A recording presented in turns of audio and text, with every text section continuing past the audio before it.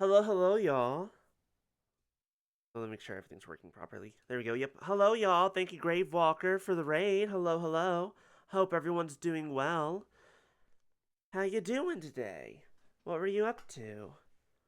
As we get started here. Hope everyone's enjoying. Well, at least hope those in America are enjoying a hopeful holiday. Holiday has been a lot of cleaning so far, which I needed to get done, and has been nice, but I'm not done yet. But we're taking a break, and we're lawyering.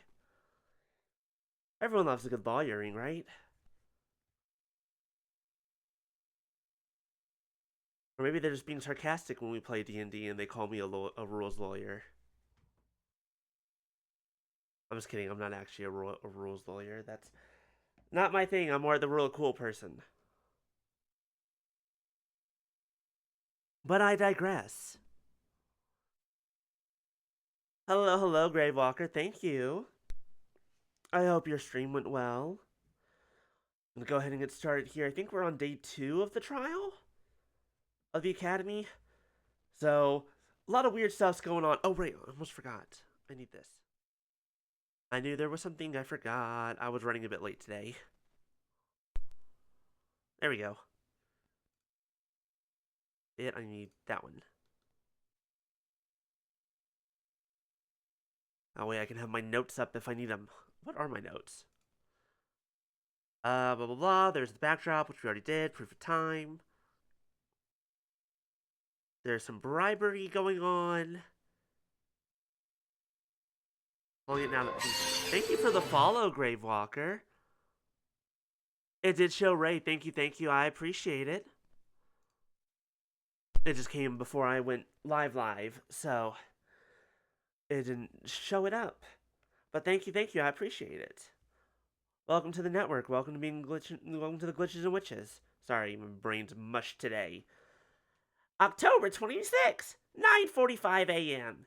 District Court, Defendant Lobby number 3.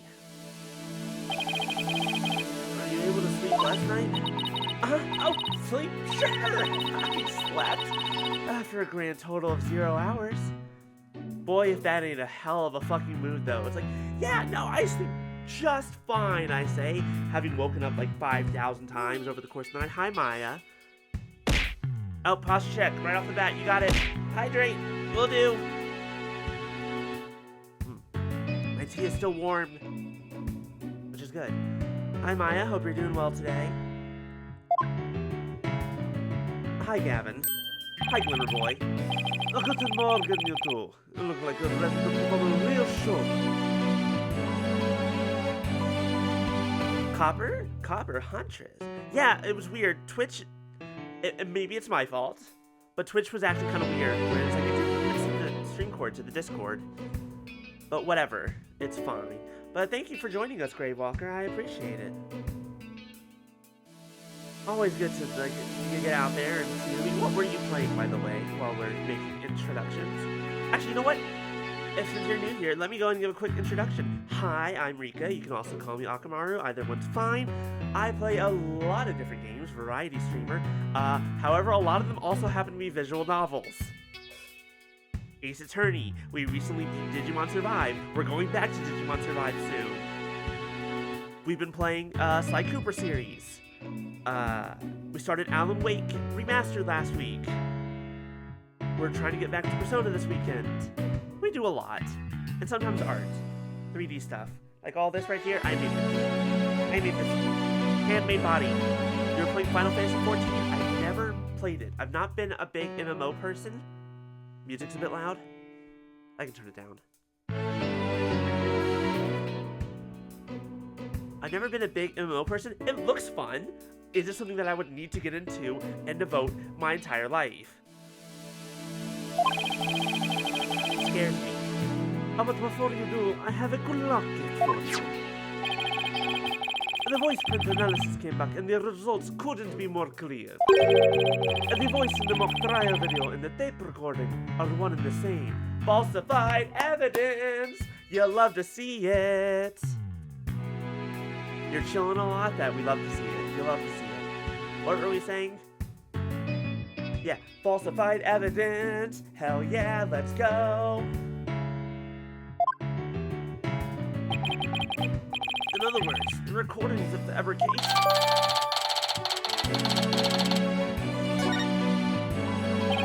And the lab is continuing their study of the tape. So far, they found signs of overdubbing. This is game music.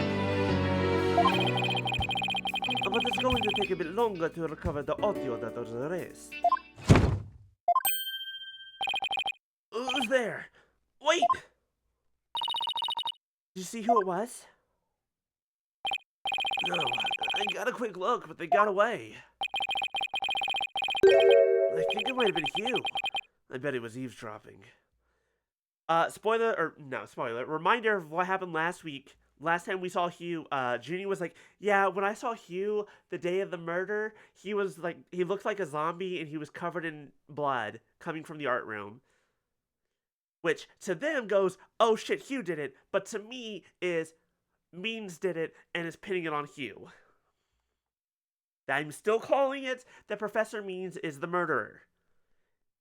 I have called my shot and I'm sticking to it. I wonder if he saw our hand. You never actually saw anything? They are... What's the right way to put this? They're incredibly stupid. Hi, Lady DeMar. Ace Attorney is incredibly stupid, but also fun. I feel like my chat can back me up here.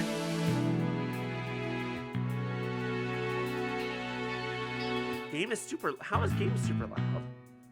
What the hell? It sounds fine to me. Hold on.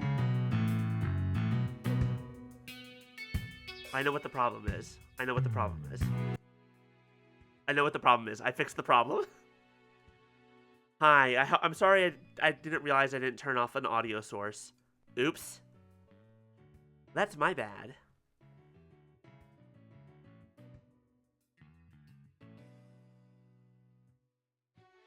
Apologies for that.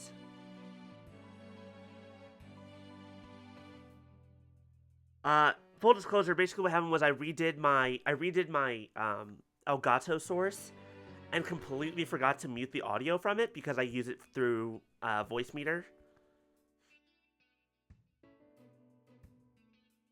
No, it basically was hearing the Elgato audio instead of my voice meter audio, or technically it was getting both, which is not great.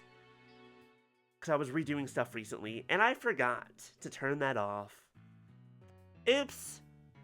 My bad. Reiterate what I was saying then. Ace Attorney. It's stupid, it's fun. Logic is a superpower. And sometimes you get to do really funny voices. Oh, I'm sure he wasn't the only one just now. I bet Robin and Boxcar were listening in too. I will make sure they don't make a run for it. And that is my final gift to you. Okay, all that's left now is to reach out to the truth. Time for a mini Chords of Steel workout. I'm Apollo Justice and I'm fine! Your turn. I'm Athena Sykes and I'm fine!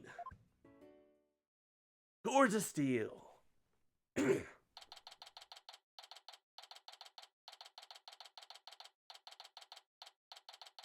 October 26th, 10 a.m. District Courtroom number 4. Court is now in session. All rise for the Honorable Judge. What was your name again? Who knows? Court will now reconvene for the trial of Juniper Woods. The Sykes Brigade is totally psyched. I mean, the defense is ready, Your Honor. The prosecution is ready as well. Isn't that right, Prosecutor Blackwell? Sir, I have a question for you, Blackwell. Like, do you wear makeup and you're constantly crying, so it's always running? Or are you just, like, perpetually tired, which is a mood? Or is it, like, purposeful, like, goth makeup? Yes, well, moving right along, yesterday's adjournment was unexpected yet necessary. I'll be running a tight ship here today, so no funny minutes from anybody, understood?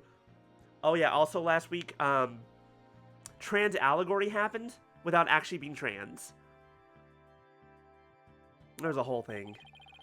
Your baldness, Robin Newman and Hugh O'Connor have recanted their confessions. But later I shall grill them at leisure to find whether I can charge them with perjury. God, no, does anyone in these games ever actually get charged with perjury? Or is that just something we threaten them with constantly? Well, this sure complicates matters. Still, one must not overlook the facts. Yes, we cannot forget about Taka, the bird whose name is Hawk. Now, about the school camera photo that was submitted yesterday. A pity, but that evidence is no longer relevant to this case. The art room clock runs fast. It cannot function as an accurate measure of time. Here's the thing. This is our second trial with him.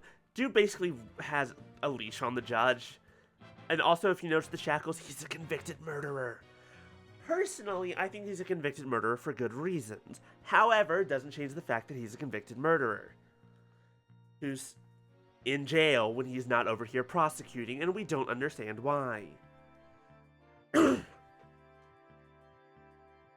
Well, whether you're a criminal or not, you have a job to do. It's like, what the fuck? Hello? As for the bungling detective who overlooked that, he is paying for his failure as we speak. Or Detective Fulbright. I hope he returns to work with all his body parts intact. Well, if that's the case, then what will we... The accused is the sole person who could have moved the body from art room to stage. Is the bird also a prisoner? I'm going to say yes. I'm going to say not officially, but he does have a prison bandana, and I'm pretty sure he stays with Blackwell in the cell, so I'm going to say yes. We don't talk about his crimes. His crimes are way too heinous. And I mean to prove it here this day. It's just like Detective Fulbright said. But what else does he have up his sleeve? My understanding of this heinous crime is thus. Oh my god, he's finally actually giving this himself. The murder took place in the center of the art room, as evidenced by the bloodstain. Blood was also found on some pottery next to the window over the maintenance area, which is to say the body was carried over to that very window. From there, it was dropped down to the maintenance area below, and though there was nary a scratch to the body aside from the fatal wound, that too was per the script. A high jump mat was employed to cushion the fall. Then a ball cart was used to haul the body over to the stage. That's not very clever. I mean, it's the same exact body moving scheme as the script. Anyone could have moved the body that way. Objection! Your propensity to spew forth words before you think is not very clever either. Why you... Moreover, the prosecution has a witness, which is most unfortunate for you. Witness, it's time for you to come forth. Is it Snake? Is it... Oh, it's Hugh. Okay, it's the guy who had blood all over him. Hi, how you doing, Hugh? Well then, will the witness please state his name and occupation? Again, because I'm pretty sure we had you here yesterday. Hugh O'Connor. I'm a senior at the Miss Legal Academy, and I'm studying to be a lawyer. Just call me Phoenix Wright Jr. I didn't sign off on that. Yesterday, I told the lawyer there that I would testify to the truth. So I intend to cooperate fully in today's trial. Happy now, Miss Sykes? Ugh. What's he up to now? The court appreciates your cooperation, Mr. O'Connor. Now, your testimony, please.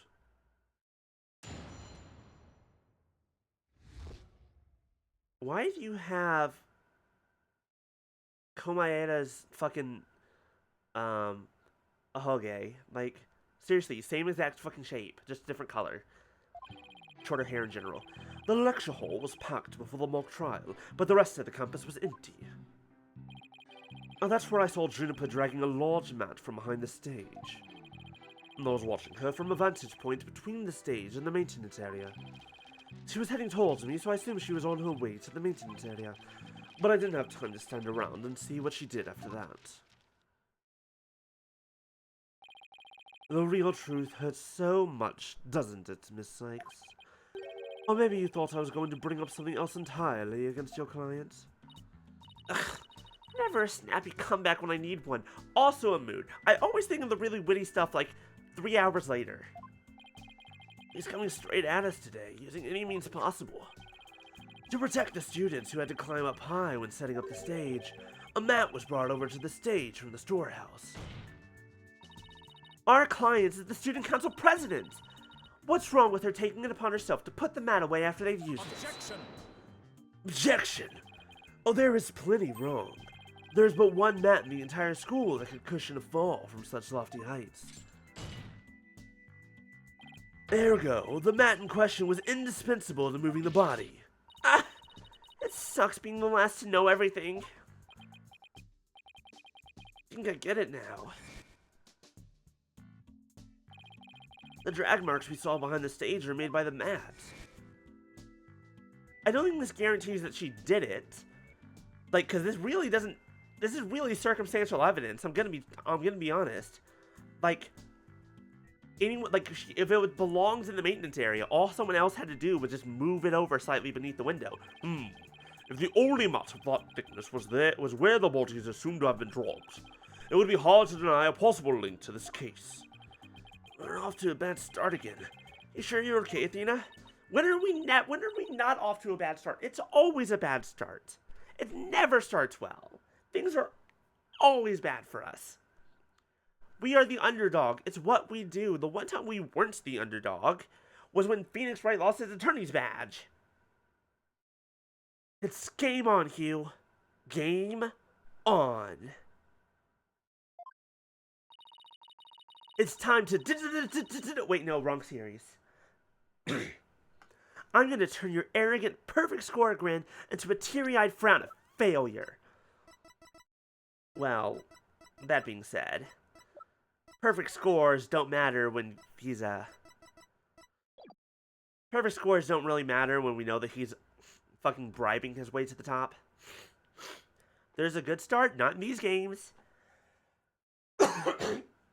Not even against fucking Pain, that asshole.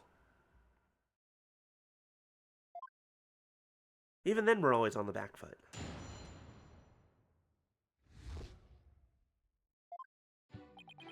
The lecture hall was packed before the mock trial, but the rest of the campus was empty.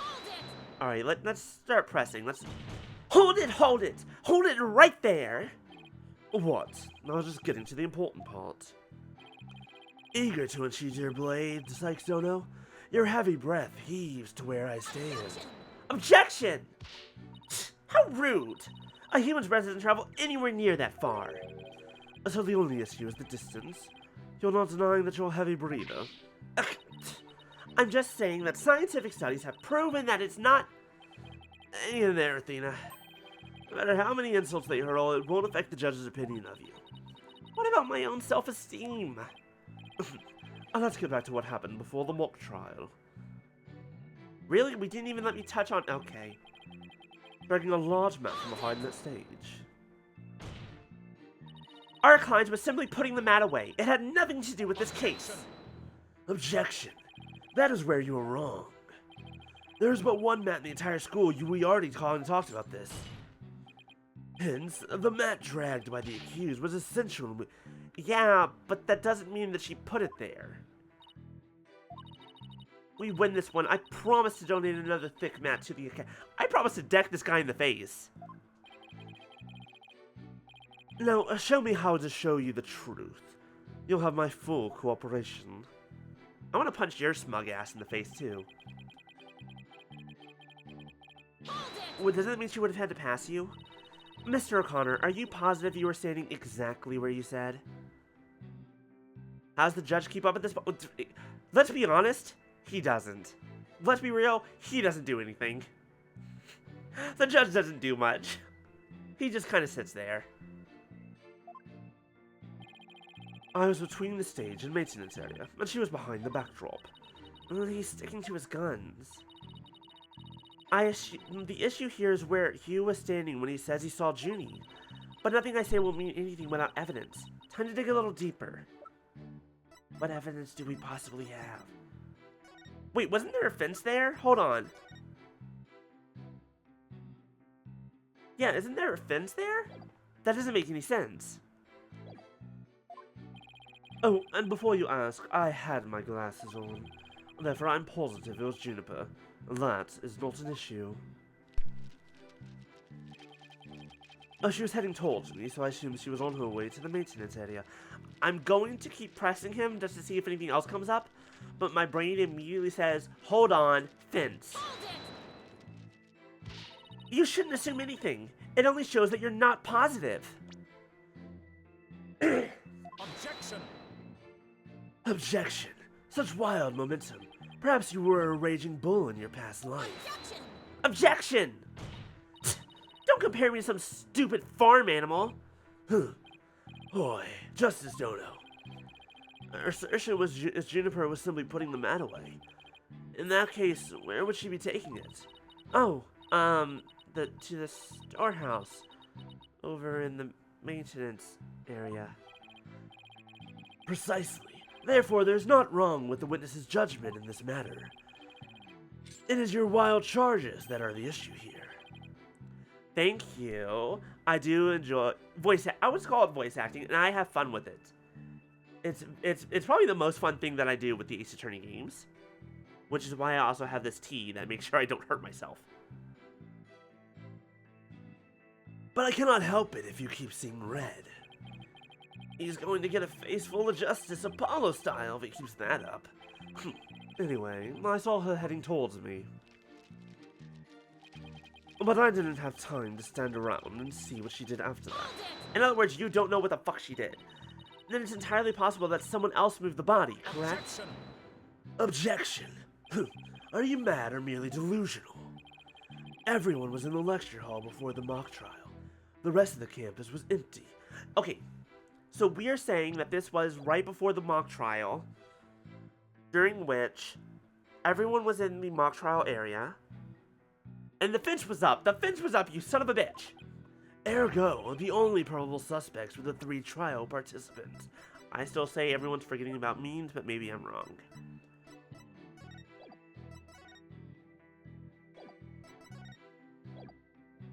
I'm gonna have to assume that's it. I know.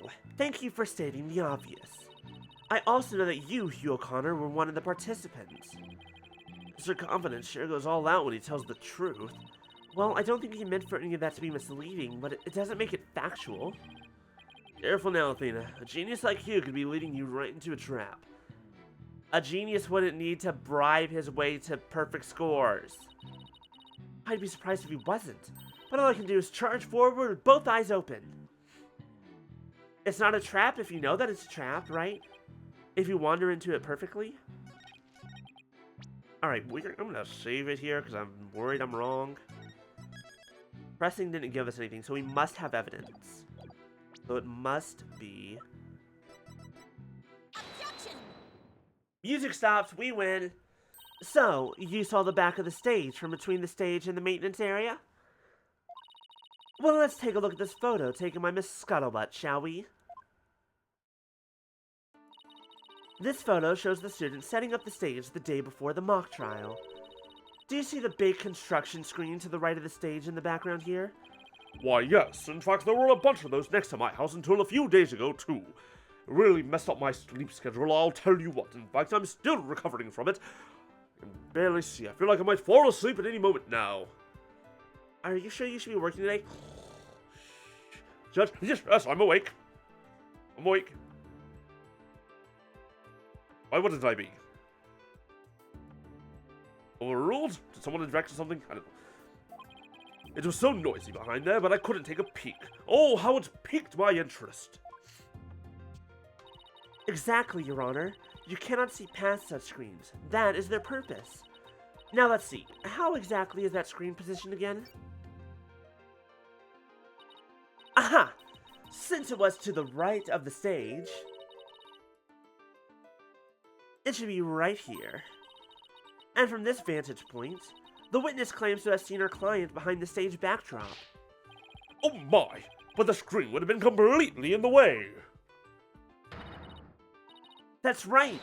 Therefore, the witness couldn't have possibly seen our client from this point. Oh, ouch.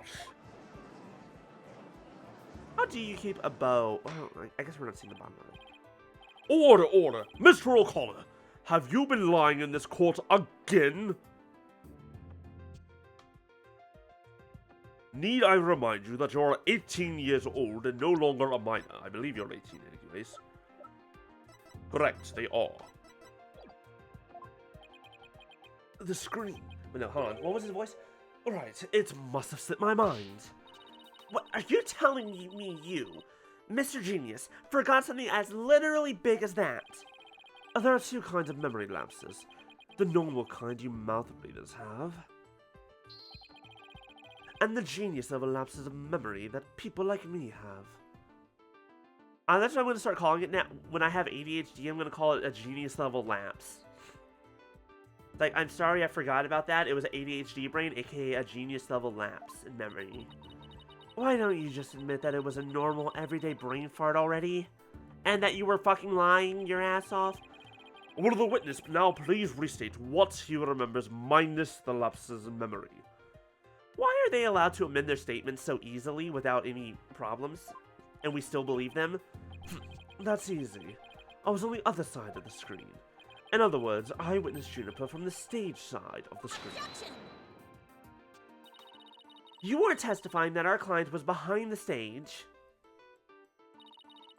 But need I remind this court, the back of the stage is not visible from the front. To actually see our client behind the stage from the stage side of the screen, the witness himself would also have to be in the same area behind the stage. But in that case, our client would have definitely seen Mr. O'Connor. Ouch. Oh. Nice one, Athena. Keep it up. Objection! Objection! What now, you fucking hawk-loving bastard? Alright, golden boy. Is this not your chance? I hate you. I hate when you prosecutors fucking do this shit. Telling the truth will be like a weight lifted from your chest. He's already proven to be unreliable. He is unreliable. He's been lying constantly, and now you're telling him to tell the truth again. Why should we believe him? Everything he says should be I think you're lying because you keep lying.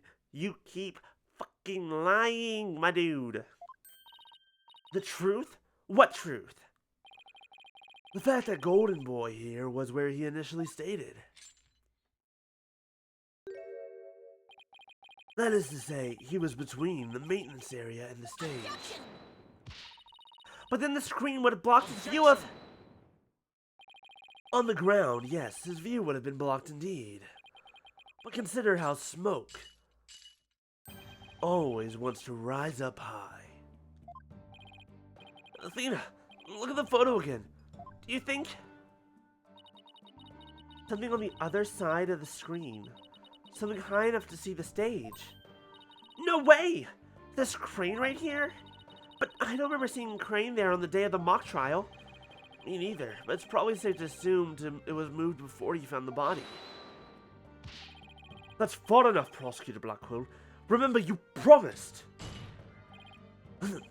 I recall making no such promise. It was you who came blubbering to me about keeping quiet in exchange for information. Oh hey, look, you're cutting deals with the witness. Now you're not trustworthy either! Bastards. Judge, I call for a mistrial. What do you mean you don't know what the fuck a mistrial is? What's all this about a promise? Is this about whatever Black Quill is using against him? Turns out Black Quill is a master of blackmail. I think he uses his Black Quill to write his blackmail.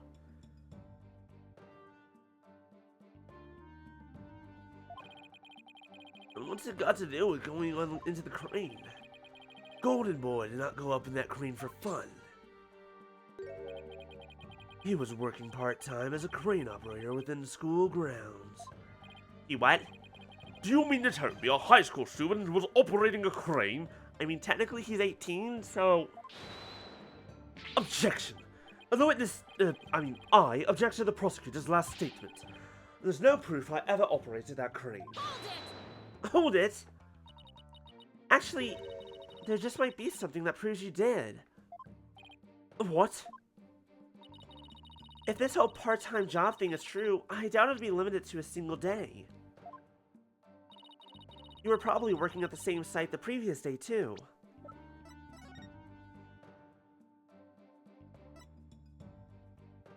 Oh my god, I never noticed that. How did I not see that? Hello?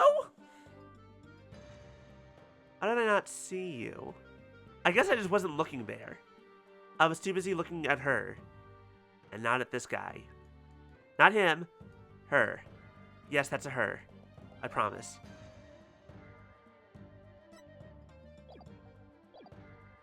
You're Is this what you're thinking of, Athena? Yep, as the court can see, this photo captured the crane's operator. Alright, well, cool. I beat Athena to pointing it out. Awesome, I win. And if you look carefully, he bears a definite resemblance to Mr. O'Connor. Are you serious? This is ridiculous.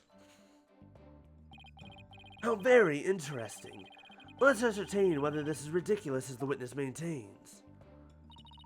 The defense agrees with the prosecution. Let's bring the facts to light. But also, can we point out something real fast? That the fact that the screen's there is kind of still important, because how would she have gotten it to the maintenance area? Like, she'd have to go all the way around, and that thing's heavy. That thing's a pain in the ass. That's all very well and good, but just how do you propose to do that? The person in this photo has one really distinguishing feature. I'm not 100% sure, but it's at least worth a try. I mean, it's the blue hair and the glasses. We can clearly identify the person in this photo as the witness by examining his neck? He's wearing... I don't know if that helps. What's his hobby? Hold on. His hobby is archery, right?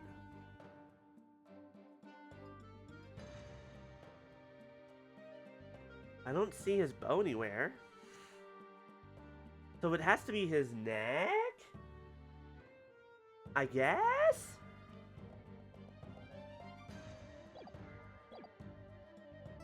I mean, we could also do the fingerprints, but...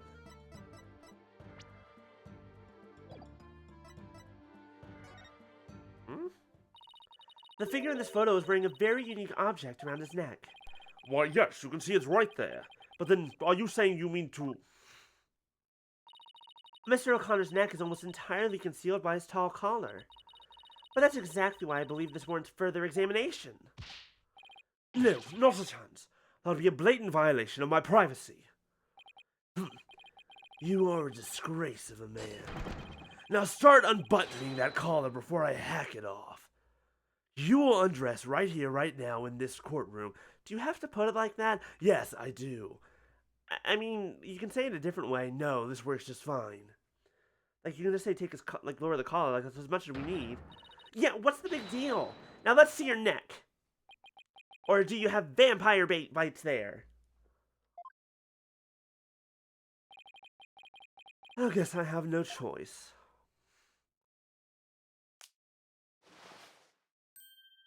Oh, is that the bond of friendship between the three of them? Is that the bond of friendship between Juniper, Robin, and Hugh? That's, certainly interesting. Oh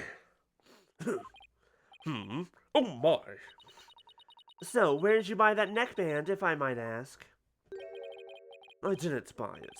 It's handmade, and there's only one like it in the world. Well, it sure likes the neckband in the photo. Should we have the photo analyzed? You are one irritating lady. Fine, I admit it. I work a part-time construction job. It has nothing to do with our school.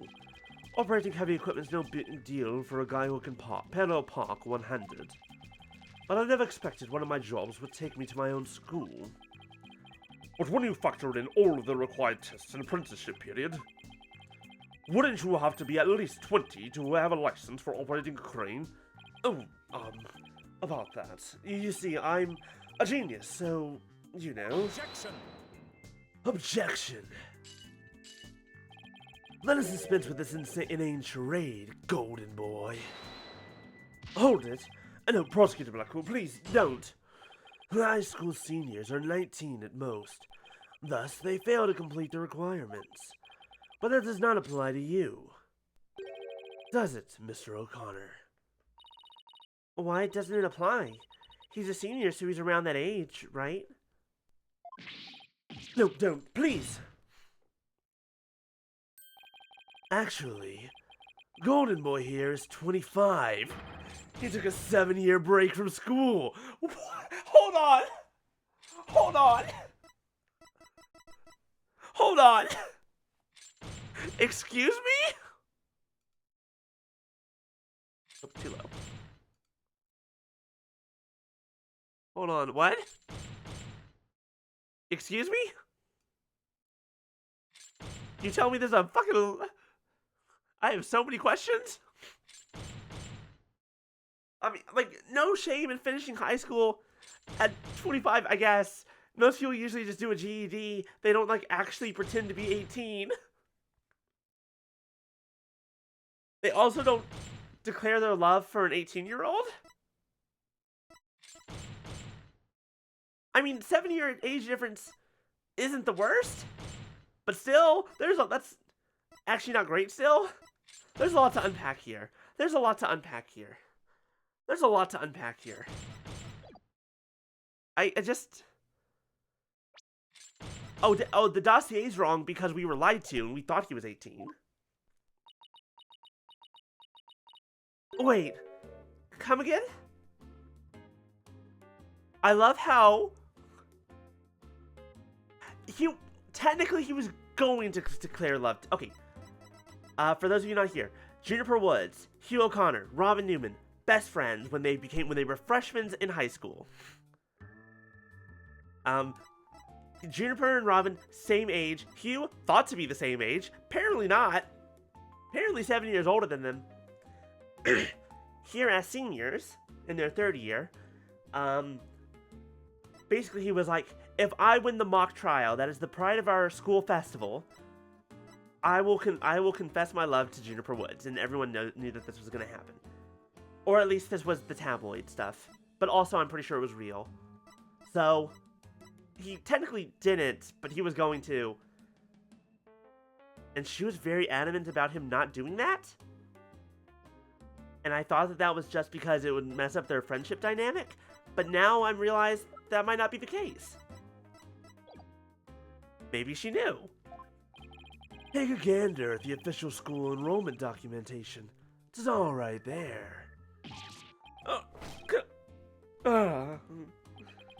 25? You mean he's older than me? A 25-year-old high school student? There is so much... Hold it! A 7-year break. 7 years. I've just one thing to say. This is why I said Ace Attorney is fun and very stupid.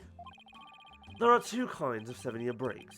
A very ordinary kind you mouth breathers take, and the genius kind people like me take. Objection! Objection! But a genius would quickly become a chore for a 7-year break. I think you have that backwards, Athena. Even geniuses make mistakes. I just happen to make mine only 7 years in a row.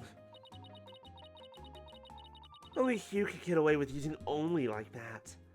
He called himself a because part of the thing, right, is that he's quote-unquote the top student in the entire school. He has perfect scores. We also found out that he got that by bribery. Enough of this jibber-jabber. Suffice to say, the witness was up in the crane when he saw the accused dragging the mat. What, did she drag it through the goddamn construction sheet? Magically? The accused readied all she needed to move the body immediately prior to doing so. That much is clear. I see no need to deliberate this matter further. Considering that the body was moved in the same manner as in the script, I find Prosecutor Blackwell's claim to be quite persuasive. Does the defense care to dissuade me? As long as the mat was used to move the body, Junior's going to be under suspicion. Athena, I just thought of something. What was he doing in the crane right before the mock trial? He couldn't have been on the job at the time. I mean, he was waiting for the trial to start. Yeah, why was he in the crane? Wait, you don't think... Your Honor! Yes, Miss Sykes. You don't have to yell at me, I'm right here. I got it! I've got an amazing idea that will turn the prosecution's claim on its head. I just said you don't have to yell at me. A little conjecture has never stopped us before. Interesting. Mr. O'Connor, you were using the crane to...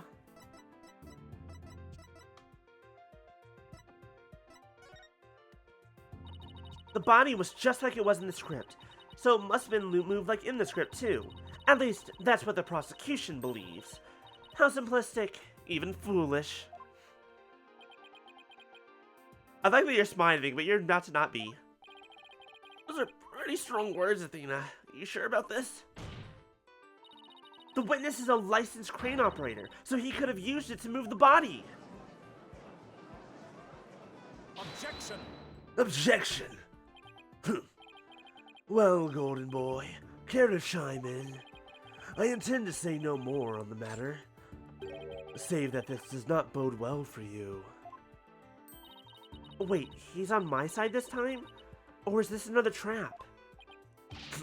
Watch this. Stop firing with your teeth, you're gonna break something. Probably, and by break something I mean your teeth. I can use a bow and arrow one-handed. What was that? Can you repeat that? I said I can use a bow and arrow one-handed. What? I said, ah! Arrow just starts pinging around all over the place. Court eventually just comes back and just hits him right in the ass. Wow, that's a crazy level of dexterity. I can even drive a crane with one hand. That's easy. But operating the crane itself is so complex, it requires both hands. Now, I would have the court look at this. Ah, shit. Oh, please tell me that's a ketchup stain. Is this why we haven't seen your left hand the entire time that we've known you? This is why we've never seen your hand?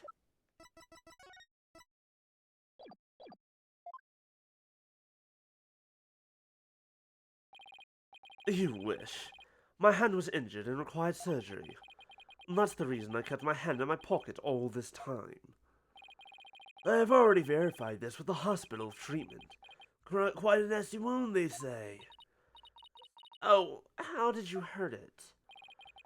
I see no need to discuss that. It has no relevance to this case. 2 hands are required to operate complex machinery such as a crane.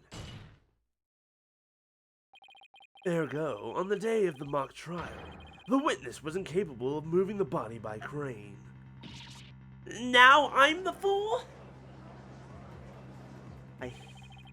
I had planned on moving the crane the night before the mock trial, but then I got injured.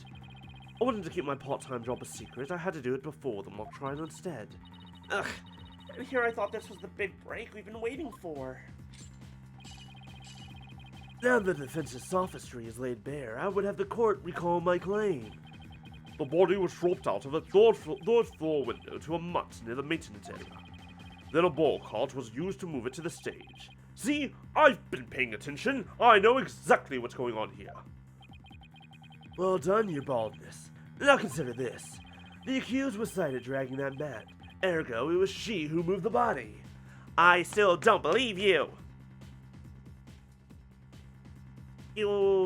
That's still not proof. I see your logic, but also fuck you. Where's your proof that it was her that moved it?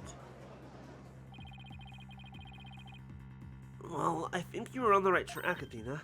You do? Yeah, Juniper remains the prime suspect if we assume the body was moved per her script. So as the defense, you have to figure out how else the body could have been moved. After all, we didn't have that information that they had. We didn't know about the hand. It's not our fault. It's these motherfuckers. They're trying to make us look bad by hiding information from us because they're a bunch of jackasses. That's right, I'm talking to you, Blackwell. Bitch. But... Oh, was he telling me to think of another way besides the crane? Miss Sykes, if you have a counter-argument, this court would love to hear it. And if you do not, it is time for the verdict. Isn't that right, your baldness? No, not yet. All I have to do is show that the body wasn't moved like it was in the script, right? Well, that would show that the matter had nothing to do with this case. There's a sword of great renown that cuts down sophistic lawyers.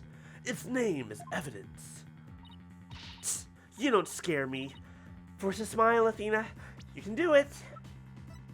Okay, what is our... I still feel like this is important. I feel like this is important. Proof that, like...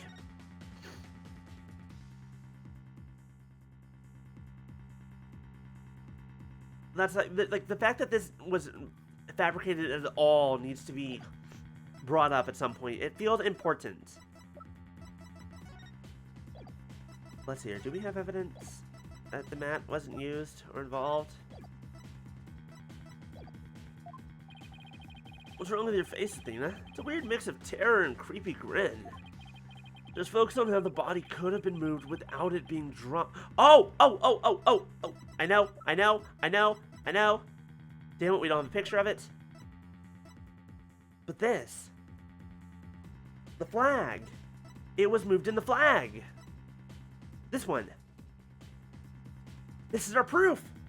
It was, there was, is it here? It's not here, but up in the art room, connected to the art room, is the winch to bring the flags down to the stage. That's how it was moved. That's why there was blood on it. How could anyone lower it without just dropping it? And it's not like it could fly. Or maybe it could. After all, there is a way to zip between the art room and the stage. I've already figured it out, Athena. Don't worry, I'm a genius. Someone could have easily used that thing. Oh, yes, of course. Miss Sykes, the court would like to see what you have for us. All I have to do is show the tiniest shred of a possibility. The mat and ball cart weren't used to move the body. This is what was used. Take that! The key here is the thing that ties the art room and the stage together. Might I propose an idea? It might do you well to tie your lips together, let you further expose your ignorance. This isn't exactly the time for black comedy, Prosecutor Blackwell. Anyway, the court will recall the wire on which the school banner was hung. That wire was strung between the art room and the stage, which allowed students to run or reel in the school banner from the art room. The body could have easily been lowered down the stage via this wire. Objection! Objection! Spare me your armchair theories. This wasn't some kind of high-wire act. The body surely would have fallen. Yet there are no signs of blunt force trauma. Objection! Oh, you surprised me, Prosecutor Blackwell. You didn't actually think I failed to account for that? I'm sure that's exactly what he thought. When we investigated the stage yesterday, the bottom part of the school banner had been tied into a pouch-like shape. And pouches are useful for carrying things. What do you think this one could have carried? Well, go on. Please explain. What could it have been? Oh, this is wonderful. I imagine the judge, just when we're not looking at him, and he's watching the debate going on, and just like shoveling popcorn in his mouth. The body was bundled into the pouch-like section of the banner and sent down the wire. The body would have been down on that stage in a flash, and there'd be no need for a mat.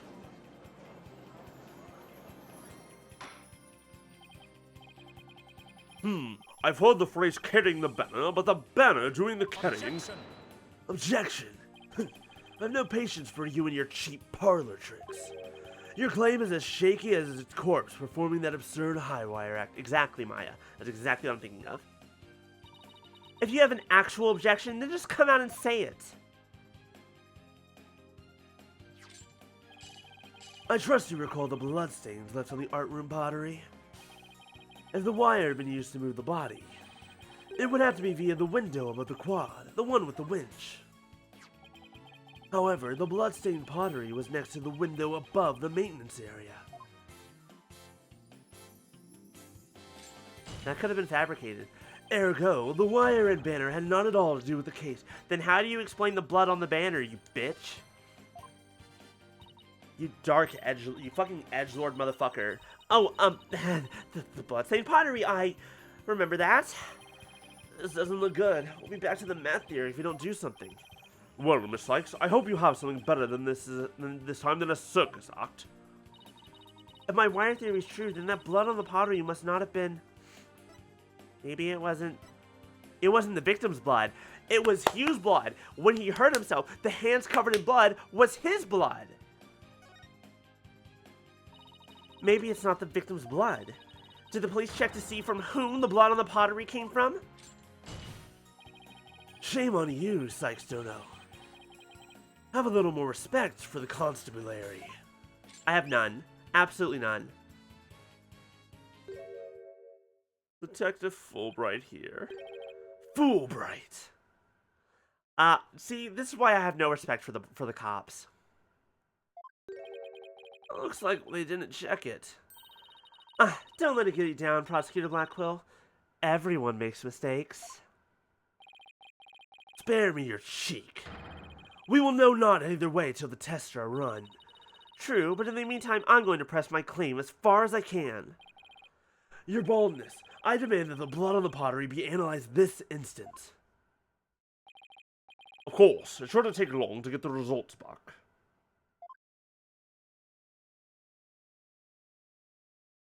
Fucking bitch, I fucking got you. Take this, it's gonna say Hugh O'Connor. Oh my, that was quick. For history, if it turns out to be the victim's blood.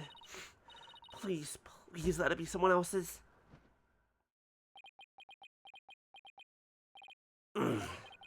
It seems the blood was not from the victim. What? Furthermore, a comparison with other parties involved with this case reveals that the blood belongs to one Hugh O'Connor. I'm a genius! I fucking called it! I knew it! I still don't think he's the murderer! But that's how he got injured! Professor Means is the murderer. Oh, well, Hugh O'Connor might be the murderer. I still think it's Means, though. I'm still shooting my shot that it was Means. Hugh O'Connor was just his accomplice. Score! Blood on the Banner would be a good song title. Or Blood Banner would just be a nice band. Like, definitely like an old school kind of like rock metal band.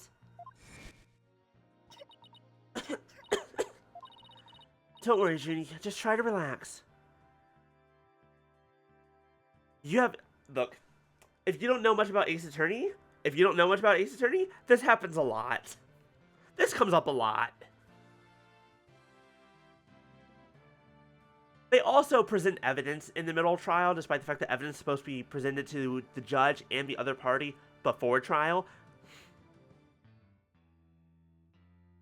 It's a whole thing. I mean, you can kind of claim, A, it's not America, no matter what they say, this is not Los Angeles. I don't care what they tell you, this is not Los Angeles.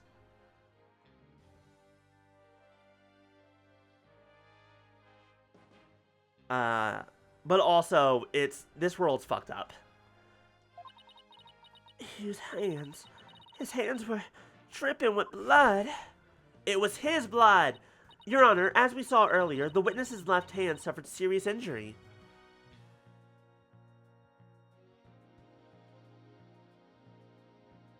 Hey, look, this is some magic bullshit, like sci-fi world. In case you haven't noticed, she literally has a robot on her necklace. And, like, she has, like, holographic screens that she pulls up a lot. While also occasionally we do deal with ghosts, and that's not a joke. As we saw earlier, oh wait, no, we already read that. He's saying the witness struggled with the victim, and his blood got on the pottery. Then Junie saw his bloodstained hands as they passed each other in the first floor hall. I'm the lawyer, I'm the detective, I'm the CSI crew. Sometimes we do the forensic evidence and looking for fingerprints. Among other things. It's the only explanation that covers everything. Objection! There is but one way now to turn aside her blade, but do not cast the blame on me. Your grudge is with Psychdono, for it is she who forces you to expose your secrets. Fine, whatever. Wow, how much dirt does he have on Hugh? The court will observe this odd-looking envelope. Is that a box cutter? It was inside this that Miriam Scuttlebutt's script was found. Miss Scuttlebutts? But didn't the prosecution already claim that this envelope is the one that contained her script? Circumstances have changed. You see, Golden Boy had hidden this from us all. Let's see here. My word, talk about the world's most painful paper cut. Indeed. You can clearly see that if this envelope is not opened correctly, a powerful spring-loaded blade will shoot forth, leaving a horrible gash upon the hand. The only one who had been told the correct way to open it was Constance Courte. You really want to see my script that bad? Oh, you better watch out. Read it without my permission and you'll wish you hadn't. Ah, I get it now. Yikes. Miriam wasn't kidding when she said that. The blood on the blade is the witnesses. Our genius here tried to sneak a peek at the wrong script and paid for his foolishness. Ouch! This guy's the worst genius I've ever seen. Don't worry, Athena. The wound isn't that deep. We still got the wire theory. Yeah, I've got it. Since the blood by the window overlooking the maintenance area isn't the victim's, there's no longer any basis for denying the body was moved using the wire and banner. Therefore, the defense once again asserts just that. Hold it. You call yourself a lawyer? Don't you see the glaring contradiction in your thinking? Huh? The court would like to remind the witness that his role is not to point out. And you, how can you adhere to such outdated beliefs? But whatever. It seems you've forgotten the two statues that were on stage directly below the wire. A body sent sliding on the wire would have crashed into them. Care to explain that away? That's what the crash was. That's what the noise was. We remember that there was a crash. It happened. And both statues are broken. Why, I believe he's right. The statues and the wire are extremely close together. So the body would have collided with the statues?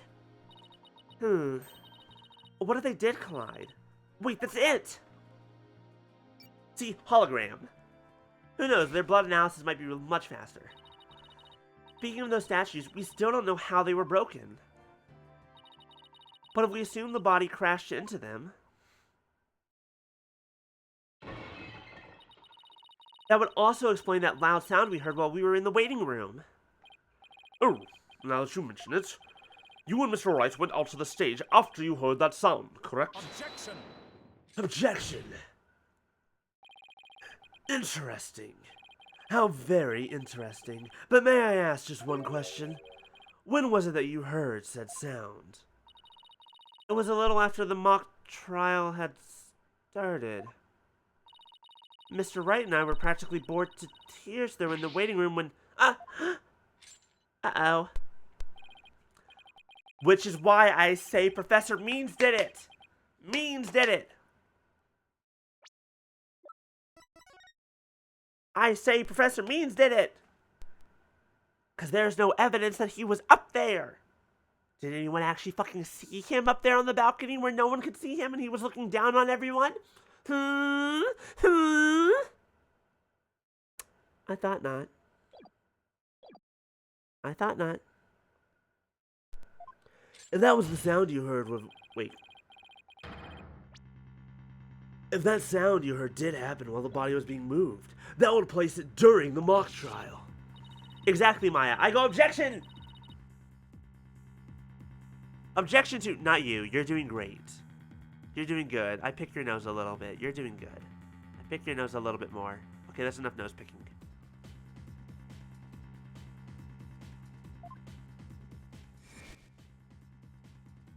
You. I object to you. You suck. You see, right before the mock trial started, I saw the body. He's lying! He's lying! He said he saw the body before the mock trial. If so, then my claim that the body was moved during the mock trial doesn't hold water. He's He's already proven to be a goddamn liar. Stupid contradiction. It's going to get me and our case killed.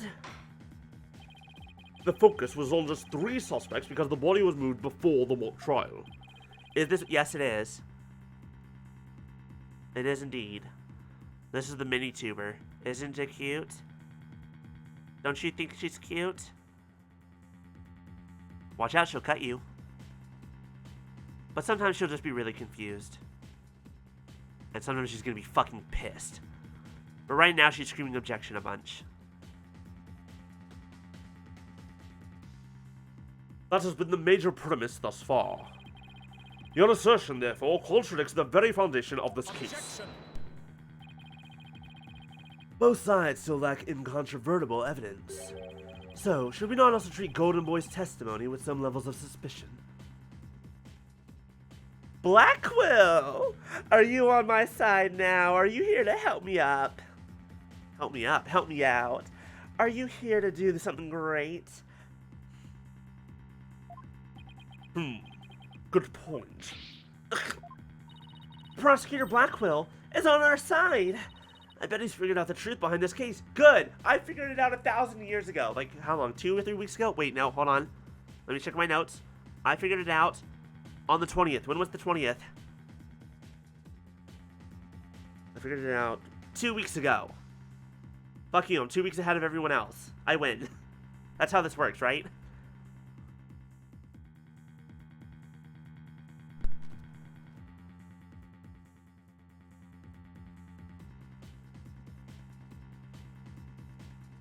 Let me erase some bits that we don't need anymore. Don't need this. We don't need that. We have that.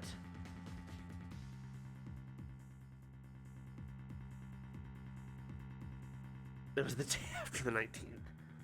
Oh my god, and the day before the 21st? Amazing. Anyways.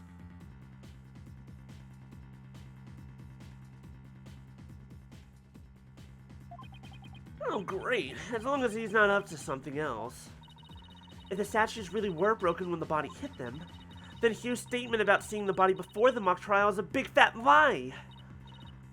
Okay, Mr. O'Connor, let's get to the bottom of this contradiction about when you saw the body. Look me straight in the eyes and repeat your statement to me. Like I said before, before the mock trial, the body was, you know... I shall only say this once, Golden Boy. You had best tell the truth, and do it now. That is, if your head wishes to enjoy the continued companionship of your body. Now, out with it. Did you truly witness the body? Or were you just lying about it? Well, which is it? You what? I never saw the body. Are you sure about that? Lie to this court again, and I'll charge you with perjury, despite the fact that I should have done it about... I lost track somewhere around 25 times, which ironically is how old you are, which was also a lie to this court. There was no body on that stage. I've been lying about that this whole time. I'm sorry. Now, can you tell us the truth and that it was all means who did it? Yes! We've exposed Hugh's big lie for what it is. But why would he lie about this to begin with? Order!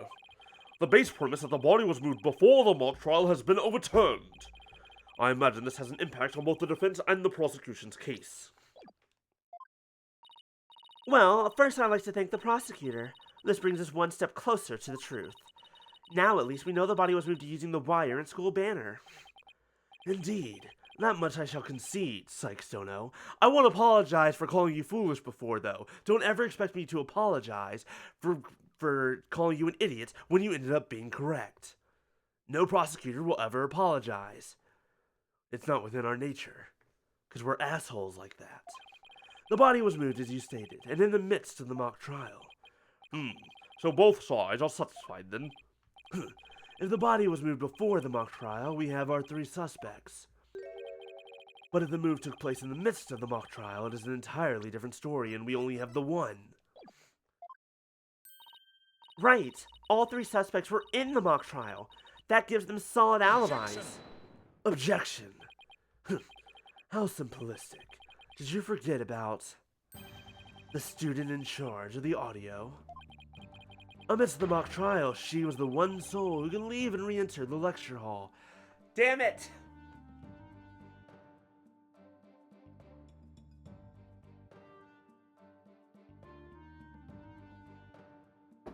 Shit. And it comes right back to Junie. What's that? Who was this person in charge of the audio? Oh no, how could I forget? It was... Hey, what's the deal here? Why is Junie so large in this shot? Juniper was also in charge of the audio. When she wasn't in the trial, she was in the audio control room dealing with the music. Indeed, the one who could enter the art room amidst the mock trial to move the body was none other than the accused, Juniper Woods, for she was in charge of the audio. No! Oh. Why, yes, I see! That does make perfect sense. This can't be happening. Instead of exposing Hugh's crime, Junie's in even deeper. What do y'all think of this face? I want your honest opinion. What do you think of this face right here? That one. This face. I think it's hilarious. I think it's great.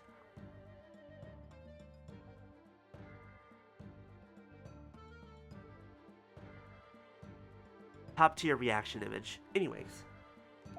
No matter how you slice it, we're cooked! And here I thought the prosecutor Blackwell was on our side, at least on this issue. The Twisted Samurai strikes again. Twisted? It's more like dirty rotten. Your baldness. It's time to put an end to this farce. The prosecution has presented a quite convincing case. But the defense has one last chance to voice any remaining objections. How many times are you going to say I have one last chance? Well, Miss Sykes? Apollo, what are we going to do? I've got nothing left except for the fact that... Nothing! Nada! Niente! Except for the fact that Professor Means also had the ability to move away without anyone noticing. I've been trying to think of something, but I'm drawing a big blank too. Poor Junie. Unless we figure out something, she'll be... objection. Objection! Well, I object to... Hold it. Please tell me you'll see you. Hold it!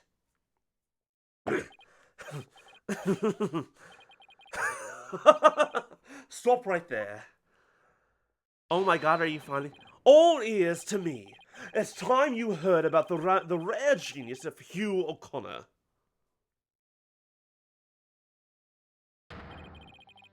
Listen, and you will feel the secret behind my perfect crime. No, hold on, he's crying, but... Listen, and you will hear the secret behind my perfect crime. I don't think we can understand when you do that. Also, that looks really bad for both your hand, your teeth, and your bow. Perfect! Perfect! Crime? So he's still not...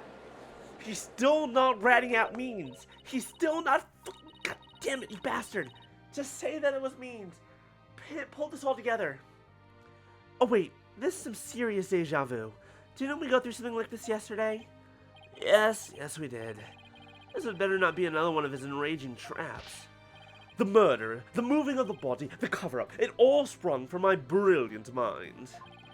Well, go ahead, arrest me. The real killer is right before you. Order, I say. Mr. O'Connor, you already confessed yesterday, then earlier today recanted your confession. As if you mouth-breathers could comprehend my genius. The end justifies the means. The fact that he's repeating that, and my brain goes, there's a reason you're not just saying that it was Professor Means. Now you're protecting both Junie and Means, and I hate you. I hate you.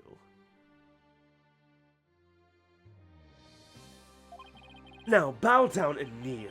Kneel before my great and maddening intellect! Objection! Objection. Are you finally going to rip the cuffs? Nope. Enough. The only thing maddening is the ignominy you bear for all to see. For it is impossible if you have been the perpetrator behind the crime. Ah! There is no perfect crime, only a perfect alibi, for you were at the mock trial. And it is silly that I must remind you of this, but you were the participant the entire time. There shall be no mercy if you persist in hindering this trial with your silly little act. Hugh doesn't seem the least bit shaken by Blackwell's threats. Listen, Mr. Prosecutor, calling that a perfect alibi is beyond contempt. Your Honor, I'd like to take this opportunity to offer further testimony. I will now demonstrate the very moment of genius that transcended even perfection.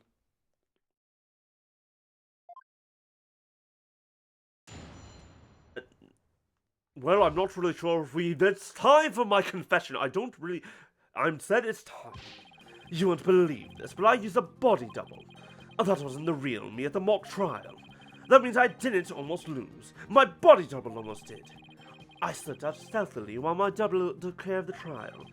I had the run of the campus. In short, I'm the killer. Juniper's innocent.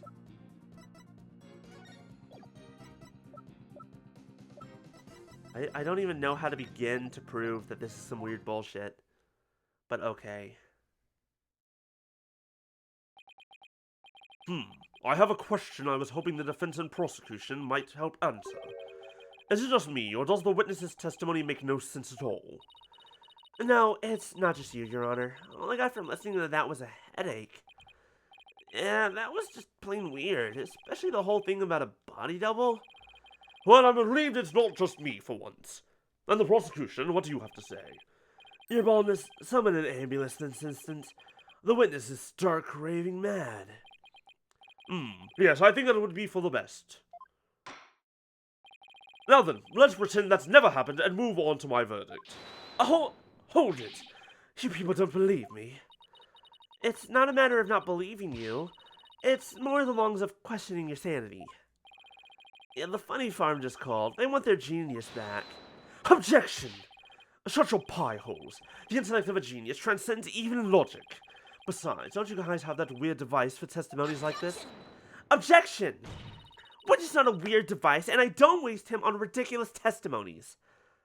But because you mentioned it, I will bring him out because I do love our boy. Mwah. Arch for Widget. Everyone loves Widget. Easy there, Tiger. Think of it this way. We don't want a verdict to be passed just yet. So how about we give Widget a try? Well, this is against my better judgment, but I'd like to conduct a short therapy session. Your better judgment? I'm a judge and it's far beyond mine, yet I find it hard to say no.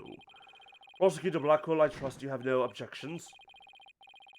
Prosecutor Blackwell, the claws on your hock are rather sharp. You do a very fine job of keeping them nice and clean in prison. Congratulations. Can you please get this off my head? I think I just felt him poo. And it might right be into the open wound that are the claw marks that are being dug into my skull. Fucking Prosecutor said rubbish. I'll be out on a stroll. And left with Detective Fulbright. Okay, you know what? Fucking goddamn props to you. Best prosecutor moment. Best prosecutor moment ever. Francisco von Karma, I love your whip. Godot, you're a bit of a coffee addict. Edgeworth, you're kind of boring. Payne, I hate you. Fucking I forget your name. Reaper of the Court, fucking Vampire Man. What's with the glasses and what's with the putting your leg on the table? Fucking, I've never seen someone just fucking walk out in an Ace Attorney game. They're just like, I'm not participating in this. This is a lot funnier than it has any right to be. How does he get away with stuff like that? Then I'll interpret that as meaning has no explicit objections, and also I guess that I'm the perch for his hawk while he is out. Alright, Miss Sykes, you may proceed with your therapy session. Please make it quick. I do not want a nest to be made in on my head. Although, if it gave me a nice-looking hairdo, perhaps I would not mind. Are we sure? Do we know if this is a male hawk or a female hawk? Is it going to lay eggs?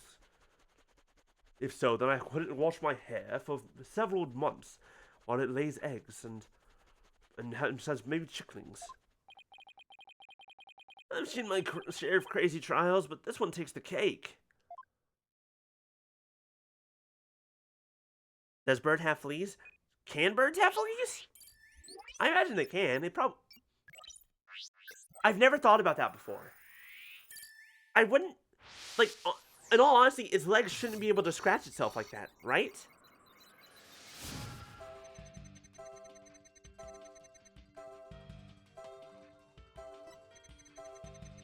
That wasn't the real me at the mock trial.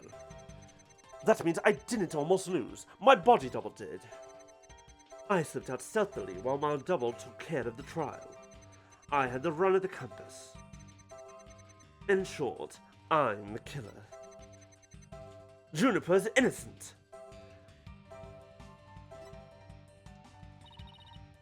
I don't get it. His confession is overflowing with happiness. Maybe he enjoys thinking about how his mouth breathers can't comprehend his genius, or maybe he's a masochist. But this goes way beyond normal happiness. He seems to take an insane level of delight in his confession. Even a normal level of delight would be weird for a confession. And again, he's not what I'd call normal. Hugh, why are you confessing? Who is this really for? Is it not obvious that this is for Juniper's sake, and also for Professor Mean's sake, but mainly for Juniper's? I feel like it's the key to his out-of-control emotion.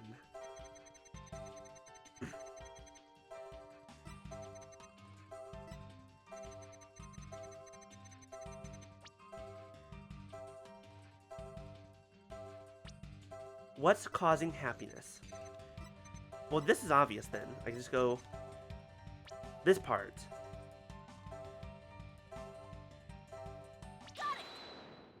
This is why he's so happy. Mr. O'Connor, yesterday you said that you didn't really care about Miss Woods anymore. I already told Juniper, so I might as well tell you. I don't really care about her anymore, yet you're still wearing the necklace. What? Why? Yeah, well, Juniper reported my secret to Professor Courte. His secret? Oh, the bribe, right, that thing we discovered. She wanted nothing to do with me because I disappointed her, and that's why I don't care about her anymore. I was never trying to protect her. My confession was always about one thing and one thing only. The truth. Objection! Objection! Mr. O'Connor, you feel great happiness in the fact that you might help set Miss Woods free. So much so that it overshadowed all your other emotions. What do you...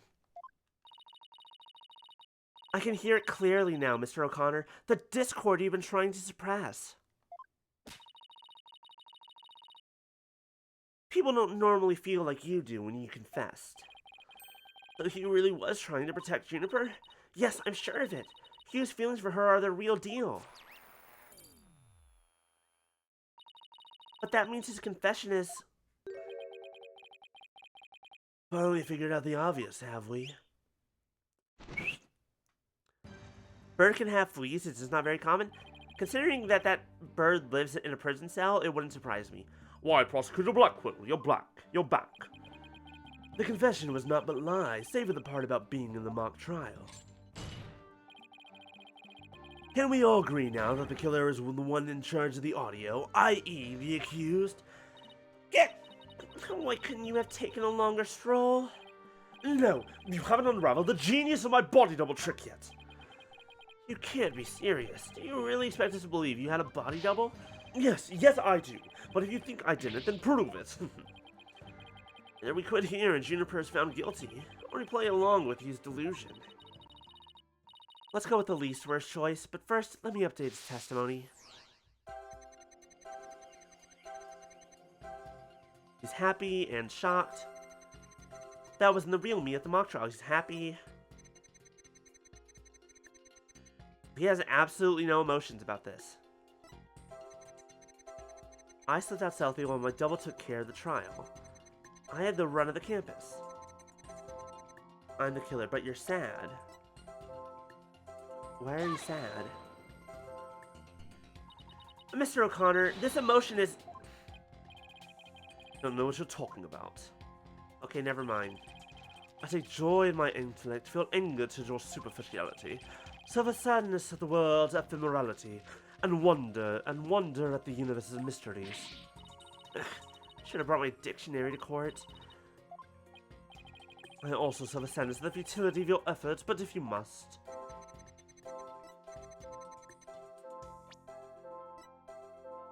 Now that's interesting.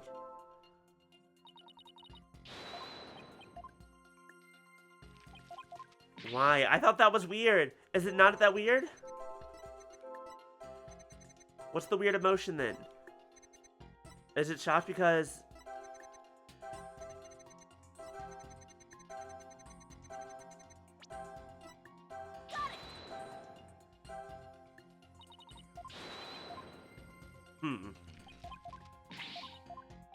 Some of this doesn't feel right.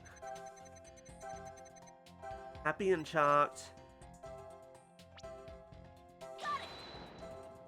At least I don't get penalized for this. Because now I'm just like, wait, now I'm just very confused.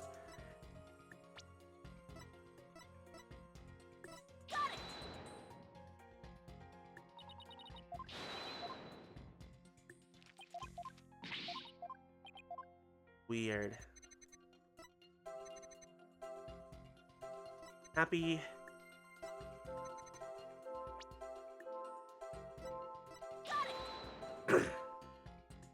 I'm very confused as to what the unexpected emotion is. I don't know what I'm looking for.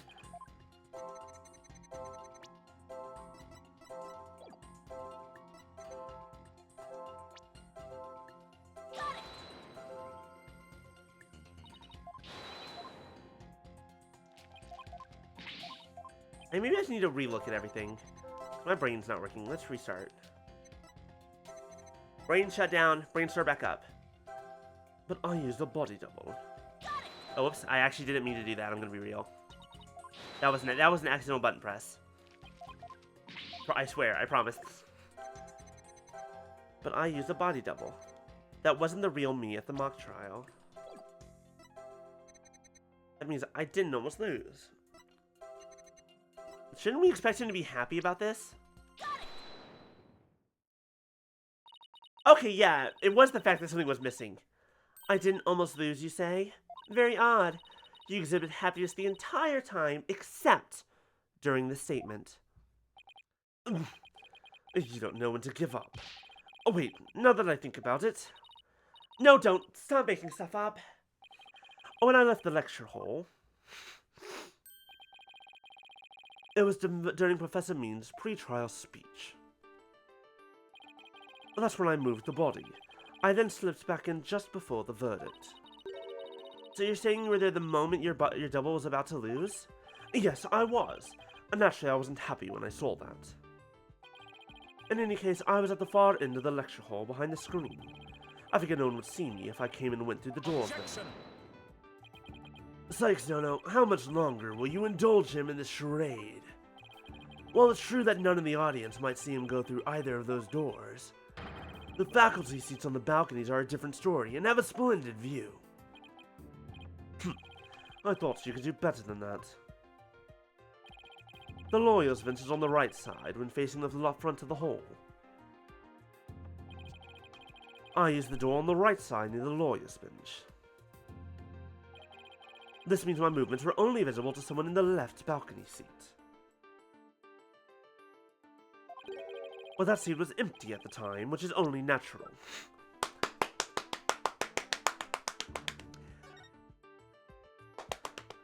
Hey, dumbass! You're wrong! Here we go! He fucked up! Oh! You'll love to see it. You can't see it on screen, but I'm dancing.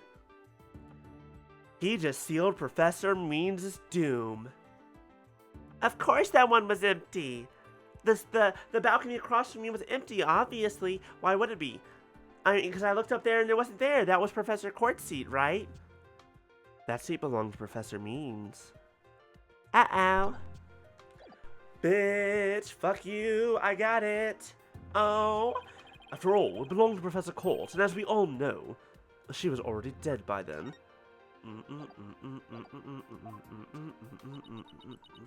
I think that's figured it out. That can't be right. An empty balcony seat on the left side contradicts this piece of evidence. Take that! I'm a fucking genius. The moment he said left, I said fuck you. I have no idea where this contradiction is going, but I don't have any other moves at this point. Guess I'll just have to follow it and see where this takes me. You said the left balcony seat was empty, but was it really? I saw it with my own eyes. It was definitely empty.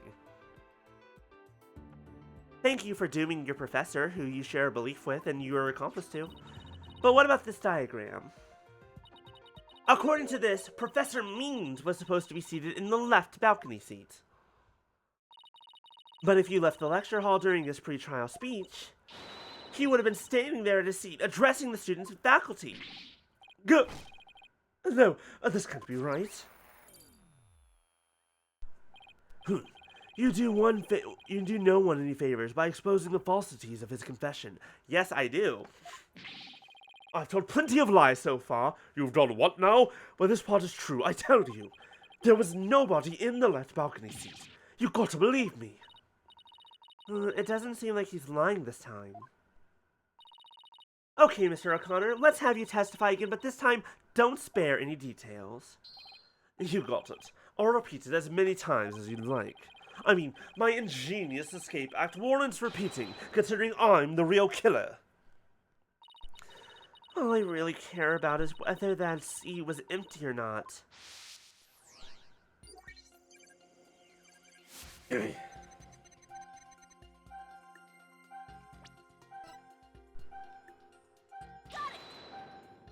Why did this shock you? Mr. O'Connor, Damn it. You don't know what you're talking about. I take nope, fucking goddamn it. Alright.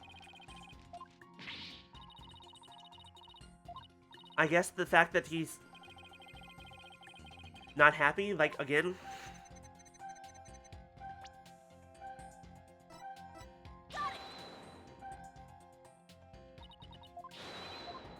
God damn it, we're back here again.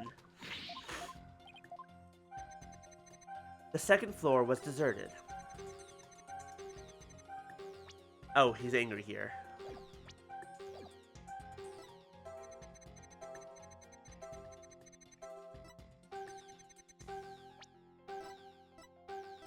He's angry that we don't believe him. I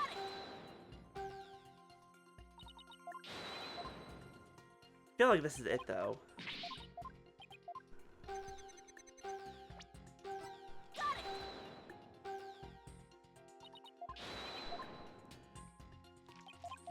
We're not. I went out through the back door without anyone noticing, then all I had to do was go through the empty audio control room. Why are you sad? Hello? Question? What? I detected powerful sadness and fear right after you said this part. It's as if you said something you shouldn't have. What's wrong with you? You shouldn't reveal a person's inner feelings for all to see. Mr. O'Connor, it's you who's revealing your inner emotions by the way you speak. Plus, I have a good idea about why you're feeling sad. You're a horrible person. Can't you just leave me be? You said that you went through the empty audio control room, but that's not true, is it? There was someone who returned from there once Professor Means finished his speech. And that someone who was in the audio control room was...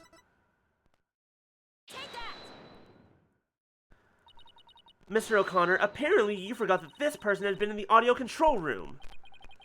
Wait a second. Oh wait, no, it was probably Junie. No, I do like that face. That's also a cute face. It appears to this court that the defense has a bad case of wishful thinking and messing things up. Hold on, it was Junie. I'm sorry, Junie was the one controlling the audio. It should have been her. My brain went, oh, he was the one giving the speech, so that means he was there because with the microphone, right? I know you realized there was a problem with your statement as you were saying it. That's why you felt so uneasy. If the audio control room really was empty, that would mean Miss Woods was roaming around the campus. Mr. O'Connor, if you really want to protect Miss Woods, just tell the truth. If you believe in her, revealing the truth is the same as protecting her. Juniper's innocent. That's the truth. But in this dark age of the law, the truth can be easily twisted to serve anyone's needs. When the end justifies the means, your only choice is to fight back with lies. Hugh's heart won't hold out under this battle between truth and lies. Is there something I can do to make him recant his false testimony? I fear nothing now that I have lost everything. Go ahead, Prosecutor Blackwell. Cut me down if you wish. I thought you never asked. With you gone, we may swiftly proceed to a verdict.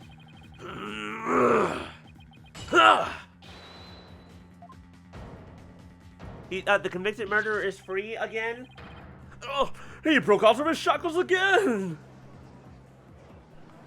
The convicted murderer is now free? I don't want to be the poor accountant down in the detention center.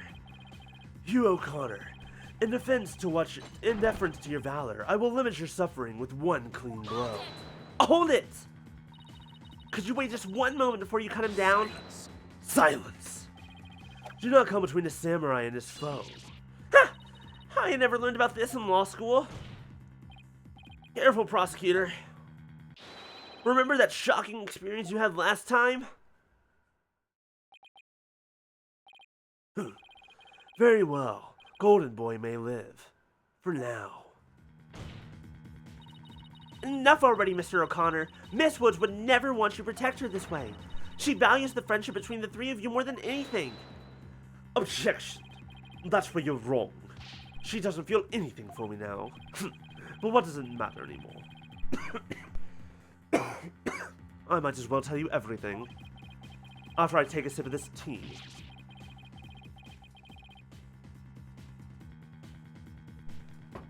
This is, no doubt, news to you, but I am not, and never was, a genius. Sorry, but I already knew. Me too. And don't forget me. Though in all fairness, it was pretty obvious. I thought he was a genius at first, but the stuff he said was crazy.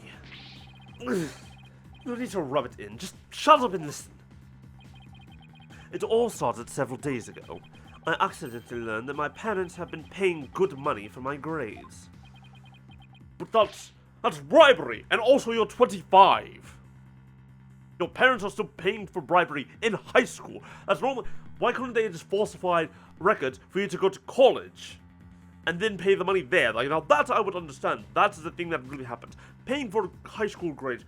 I mean, I guess, but like, why not just pay for false records and fucking whatever? Fuck all of you, fuck all of this. I'm fucking out, bitches.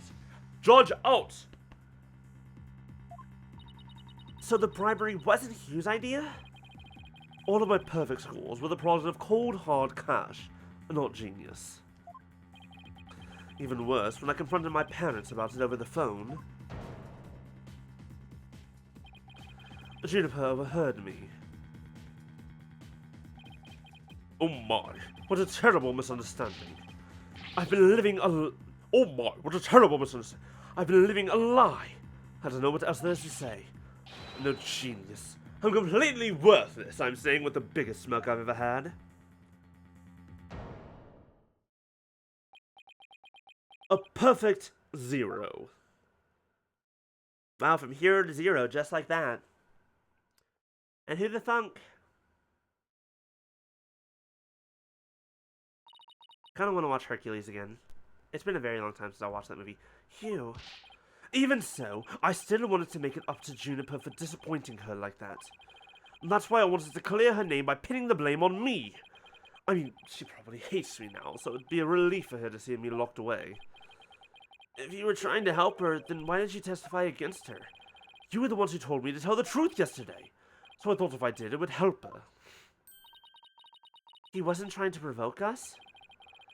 It looks like we seriously misunderstood him, in more ways than one. At the detention center yesterday, Junie was in tears when she opened up to me. But the truth is, the friendship between the three of them is still rock solid.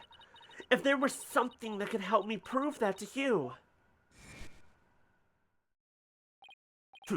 We even have proof of our friendship. Everyone, show off your thing. As long as our friendship lasts, you can bet we'll be carrying them around. I know. What about that proof of friendship they mentioned? I wonder where or what it is. Okay, in other words, Hugh was not the professor's accomplice, at least not purposefully. I wonder where or what it is. I didn't buy it. Who said that? I didn't buy it. Proof of friendship. It's handmade, and there's only one like it in the world. What about the other two that aren't collars? Because we definitely can see that Robin's not wearing one there. Maybe it's... No, that's definitely it. That band around his neck. Mr. O'Connor, that band around your neck. That's your proof of friendship, isn't it? Proof of friendship? Is that anything like a proof of purchase barcode? Yes, but for friends. You can buy friends? Only if you believe those bots in the Twitch chat every now and then. In court, evidence is everything. That's why the three friends created friendship bands. It's the evidence that proves their friendship. Oh, how very interesting. And chic. That is the right word, yes? I believe the kids are using that these days. If they have doubts about their friendship, they can look to the proof they have on hand. That's why Mr. O'Connor's hand always goes to his neck when he's pressured. It proves he still has feelings of friendship toward the other two. It doesn't matter if I wear it if those two... Objection! Objection! But they feel the same way, too. I know they wear their friendship band somewhere. Ginny and Robin must both feel the same as Hugh. I just know it. Everything Hugh has said leads me to believe that. In fact, he may have also just told me that the others wear their proof of friendship, where they're easy to touch. All we have to do is think back to their testimonies. Ready? That's right. Robin was always touching onto her arm. Miss Newman holds her arm when pressed. And Miss Woods holds her wrist. I know Miss Woods very well. She would never abandon her friendship with you over something like this. And taking the blame for her will only succeed in making her terribly sad. Good night, Grave. Thank you for joining us. Thank you for the raid and the follow. Hope to see you next time. If you want, you can join the Discord so you can get alerts. We'll be streaming on Saturday and Sunday. But enjoy your rest and have a good day at work.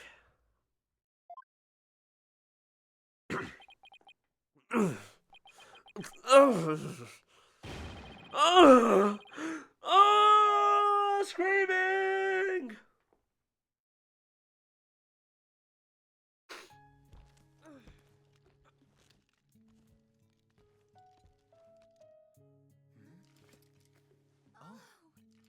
Damn, she's good. Robin, those bands of friendship that you made, just for the three of us. You may have forgotten about them, but not me.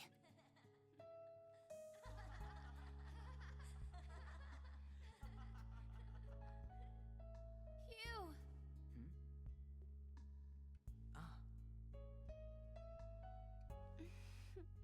Hey, Hugh! Where'd you come from?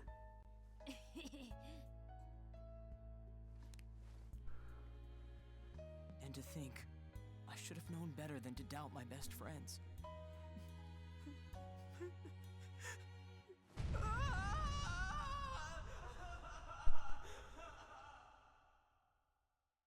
It's a little bit dorky, but I kind of love it, not gonna lie. I didn't kill anyone. I didn't have a body double. I didn't move the body. I didn't even see it. And it may look like I'm speed reading Zen in the art of mastering the bar exam, but I haven't read a single word. Well, you could have fooled me. In fact, you did. Hugh... So, Miss Sykes, can I place my trust in you? We're gonna sit, well, I would send him to the Shadow Realm, but his bonds of friendship... Sorry, I dropped something. His bonds of friendship have opened my heart. So I'm like, okay, fine. You're unfortunately probably still on the hook for perjury, but beyond that, you're fine. I'm going to save Junie. So yes, you can place your trust in me. Then am I to understand that the witness is recanting his confession again? Yes.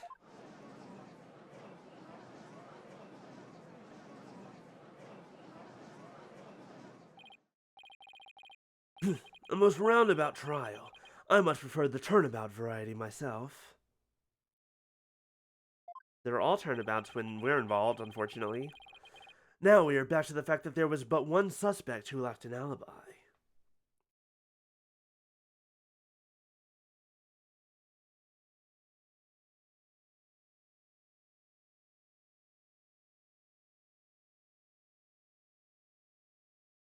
I'm just checking, bring up something real fast. Okay. Which is, in the end, the truth you've been seeking this entire time. No, because someone else was missing. Someone else was missing. Someone else was missing, you back. We're back to square one? I'm exhausted and depressed. I'm not, because I know what I'm doing. Age 25. Jesus Christ. It probably doesn't matter at this point, but I might as well update the mood matrix.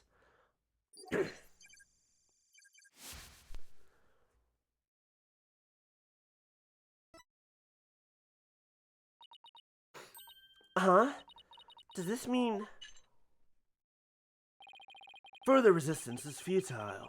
The time for a verdict is nigh. Objection! Please, wait. What sort of devilry are you up to now, girl? What if our client was the only one without an alibi? The trial would continue, right? Well, yes, I suppose it would. But after such a thorough investigation, does such a person really exist? Yes, we found someone. It may have seemed like a major roundabout, but Mr. O'Connor's testimony has cracked this case. There's no more noise. Hugh is telling the truth now. During the mock trial, the balcony seat opposite him really was empty, which now means there's one person unaccounted for. Bye-bye. Bye, Widget. We love you. Besides Junie, the only other person without an alibi during the mock trial is... The ends justify the means. The balcony seat was empty. That much is true, isn't it, Mr. O'Connor? That's right. How many more times do I have to say it? So basically, Professor Means wasn't where he was supposed to be during the mock trial. Silence. Silence. Need I remind you, every last soul in the lecture hall heard him deliver his speech? Objection! I know, and that's not in dispute here. Now let me explain how a speech could be given from an empty seat. It was pre-recorded. What if the speech was pre-recorded? That's the only way the speech could have been delivered from an empty balcony seat.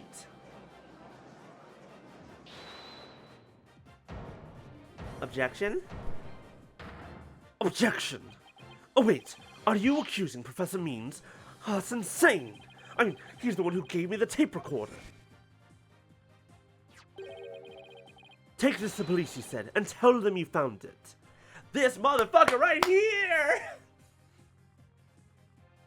You did it. You did it. You did it. You fabricated the evidence.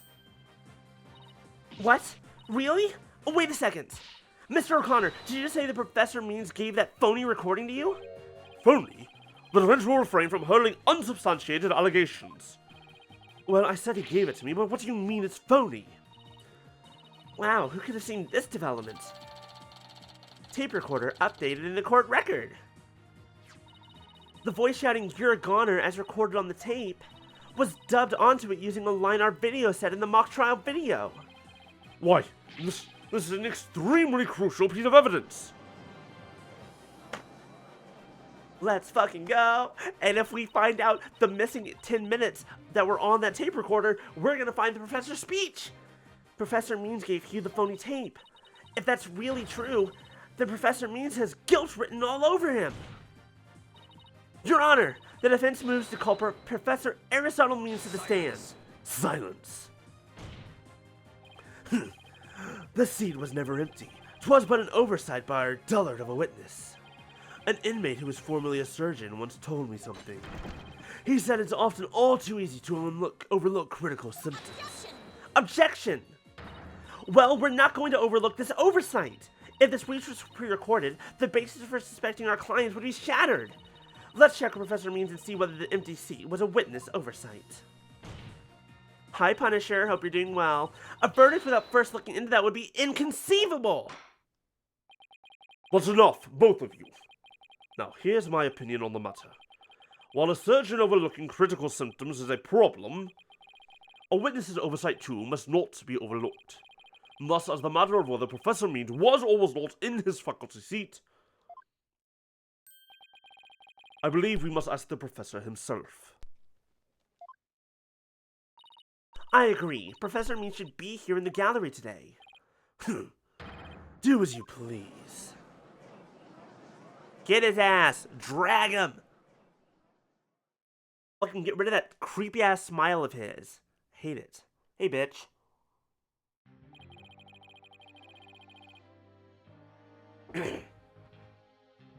Would you please state your name and occupation for the record? Certainly. I am Aristotle Means. I teach the lawyer course at the Miss Legal Academy, and let me add that while I welcome any opportunity to assist with the trial, I don't care for this undue suspicion. Don't worry, Professor. We're just interested in the mock trial video right now. We just need to take another look at that speech you gave. Can we count on your cooperation in this? Very well. If that's all you're interested in, please proceed, Miss Sykes. In and out of consciousness by pancakes for 2 to 3 hours? Oh, that sounds good. Attorneying is going well. I've already cracked the case, now I just need to prove it. We need to find some sort of evidence that shows this speech was pre-recorded. Let's see here. Excuse me. Boom. I don't know if I have evidence yet.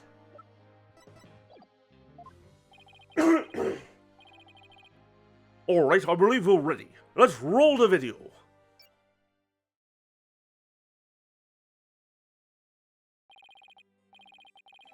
Good afternoon. I would like to start by thanking you for coming here today. The mock trial, the crown jewel event of the school festival, will begin shortly. When I was a student, I too could hardly wait for this day to come. Oh no, I'd forgotten how long and boring his speech was. Wait. Okay, it starts at the 10-minute mark. Zzz. Wake me up once this is over. Hey, no fair. How come you get to sleep and I don't? The experience of our youth have a powerful and profound effect on our adults. Blah blah blah blah blah blah blah blah blah blah blah blah. Oh, you there! Wake up! Pay attention! Huh? Huh? I'm awake. Isn't that right, Your Honor? What? Oh, I'm awake too. Wide awake. See?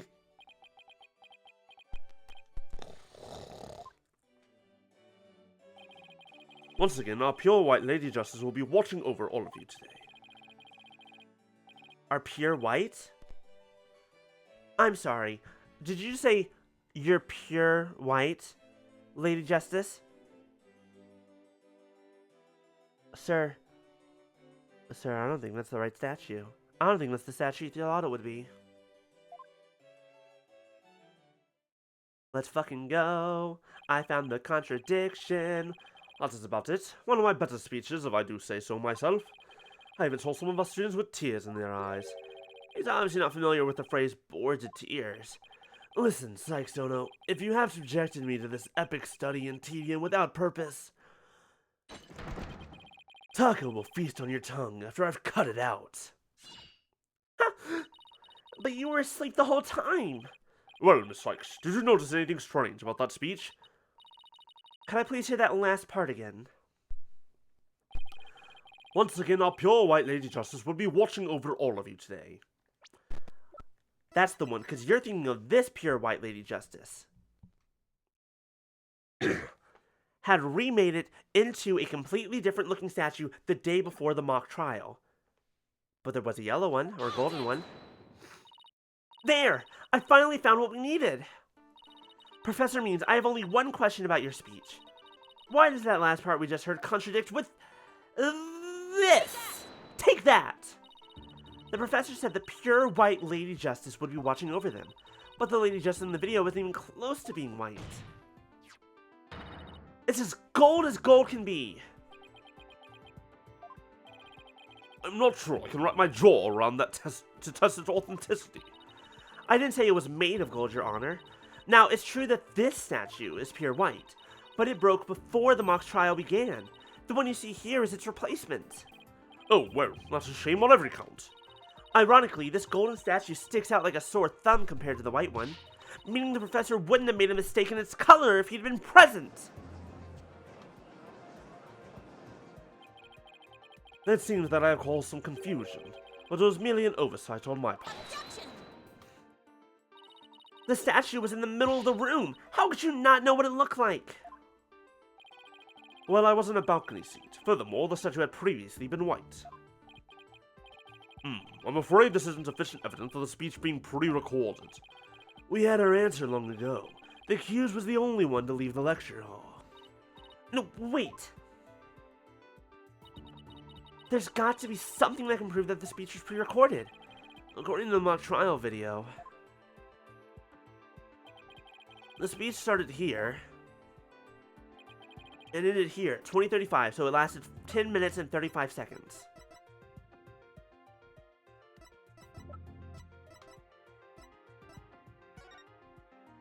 The tape has about 10 minutes, 35 seconds of noise requiring further testing. Wow, what a coincidence. That's exactly the same amount of time. It was a little over 10 minutes, but I doubt anyone wants to be tortured again. It was only a little over 10 minutes? It felt like it went on forever. How'd you figure out how long it was? Easy. There's a timestamp in the top right. All I have to do is subtract the time the speech started from the time it ended. Simple math. The speech goes from the 10-minute mark to 2035. Oh, wait a second. I could swear I've seen the same interval of time listed among the evidence.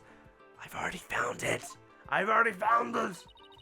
Maybe there's a way for me to use the speech time to show that it was pre-recorded. Boop. I would like the court to take a look at this. And this is... the voice print analysis that proves the voice on the tape recorder belongs to our client. Yes, but didn't we just establish that the voice on the tape recorder was a fabrication? We did, but what I'd like to focus on is the noise that is also there. Noise? Yes, the defense believes it resulted when the tape's previous recording was erased. And what do you hope to prove by that? The length of the noise is what's important. It's 10 minutes and 35 seconds in all. And what did the timestamp read at the moment Professor Means began his speech? I thought it would be exactly 10 minutes. Now, let's fast forward this long-winded exercise in boredom to the end. Okay, stop. The video timestamp now reads 2035. Based on this, we know the time it took for the speech alone. Right, subtract 10 minutes and you get 10:35. 10 minutes and 35 seconds. Well, that sounds familiar. Right, 10 minutes and 35 seconds. The same as the noise on the tape recorder. The tape recorder that was given to Hugh O'Connor by Professor Means. I assume you all understand what this means. Professor Means' pre-recorded speech had been where the noise is now. Silence. Silence. You seem rather confident considering this is a mere happenstance match of numbers. I feel like down to the second is a little bit more than happenstance. Objection!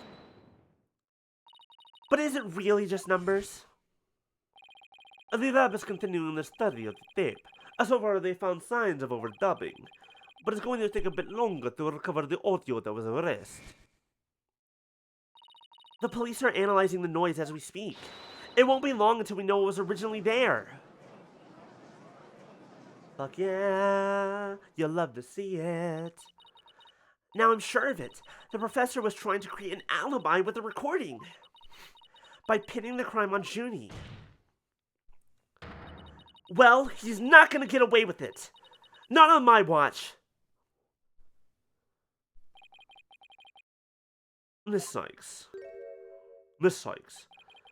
I believe you are well aware of my methodology. Even if Juniper were the perpetrator, I would vigorously defend her as per my word. And to that purpose, I offered to be her lawyer. Alas, look what's happened. All I stated are obvious deductions derived from evidence and testimony. Truth be told, I had no intention of testifying. I had been keeping quiet for Juniper's sake. But now that you cast this blame upon me, I have no choice but to reveal the truth. Uh-oh. Oh, this doesn't sound good.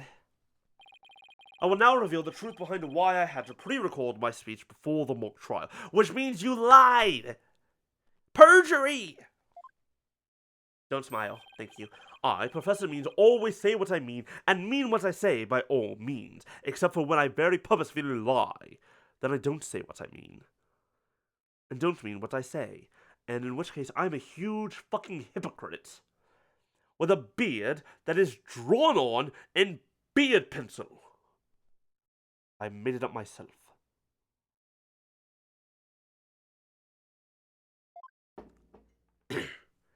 I stuck a bunch of clay to my face.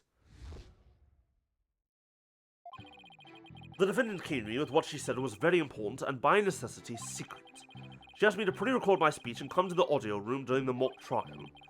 Juniper confessed to the murder and asked that I get her declared her innocent in court. Boy, that sounds like a big fucking lie, considering she fucking wouldn't have put us then. She also said I'd become an accomplice after losing my alibi due to the pre-recording.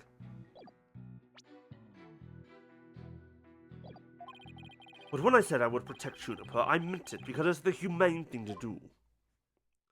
Wow, what a load of bullshit. Oh my, so you're saying the defendant threatened you? This has to be a lie. I mean, everything about it lines up too perfectly to be true, and also it sounds like complete and utter bullshit. On this most consequential of occasions, let me be completely frank with you. Juniper has truly taken to heart my teaching that states the end justifies the means, and I couldn't be more proud of a student who absolutely hated my guts. I don't believe you. When she asked me to defend her, she said I must also prove her two friends innocent. Her two friends? The witnesses? Correct. Hugh O'Connor and Robin Newman. I was to ensure all three walked free. All three were to achieve their dream. That was the result Juniper was seeking. And she was even willing to threaten me, her own professor, to that end. You no doubt had high praise for her ruthless tactics. Yes, well, that is why I vow to vigorously defend her despite her threatening me. There was a time when lawyers merely sought the truth if they wished for victory in court. But alas, those days are over. Now, in the defense of justice, order, and all that is good, the end justifies the means. I am so sick of hearing that phrase! Although it truly grieves me so, I must tell you this. Forsake the truth if it's victory you seek. Steel yourself for this new courtroom reality. That does it! He's gonna regret dragging those dismal, depressing ideas in here. Since he's already surrendered to the dark age of the law, it's up to me to fight it. Why so silent, Sykes Dono? Something the matter? This is a court of law! It's no place for long-winded talks about idealistic principles. That's why I'm going to let the evidence do the talking. Let's not get carried away now, Miss Sykes. I will not do It will not do to have you attempting to discredit my doctrine. Do not force me to rectify this situation. No, go ahead and rectify it. Only if I lose and you win, that is. Fucking asshole, motherfucker, bitch. I'm gonna break those tiny ass glasses of yours that don't fucking do anything. Can't fucking read with them. Can't fucking see far away with them. They're there purely to make you look smarter, and you fucking know it, you bastard.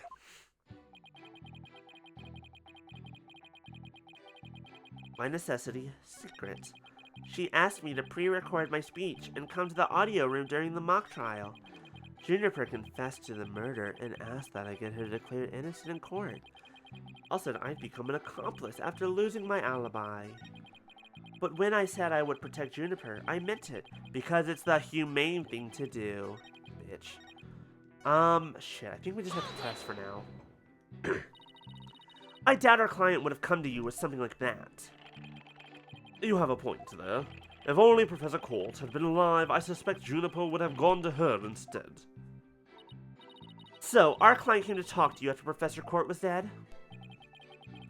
Let's go through this step by step, shall we? First, Juniper came to me that day.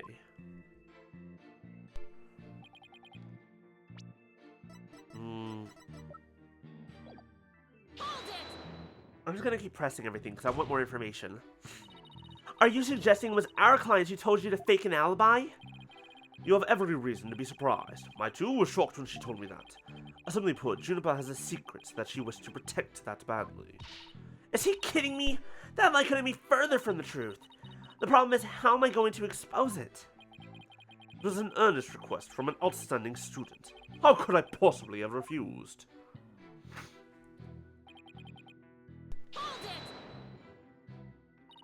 Did you consider that a threat? Yes, but it's now you to whom she has passed her demands on to. Miss Sykes, you must realize that you too are being used by Juniper. Excuse me, the fuck? What are you saying about my girl? About Athena's ex-girlfriend and childhood friend? And the ex-girlfriend part is purely just what I'm saying, but I want it to be true, so it is true to me. What? Your Honor, I ask that you too do not let her feigned weakness and innocence fool you. Juniper was just quite clever and extremely tough. And perhaps most important of all, she is a fervent follower of my teachings. I find that hard to believe, considering she was the fucking snitch for all of your bullshit. Objection! Your Honor, the witness's testimony is nothing but an attack on our client's character. Very well, objection sustained. Wow, a rare opportunity of one of our objections being sustained. So be it. Nevertheless, the fact that she threatened me is immutable. Only because you're saying it. You don't have evidence of this, you bitch. You have that in writing?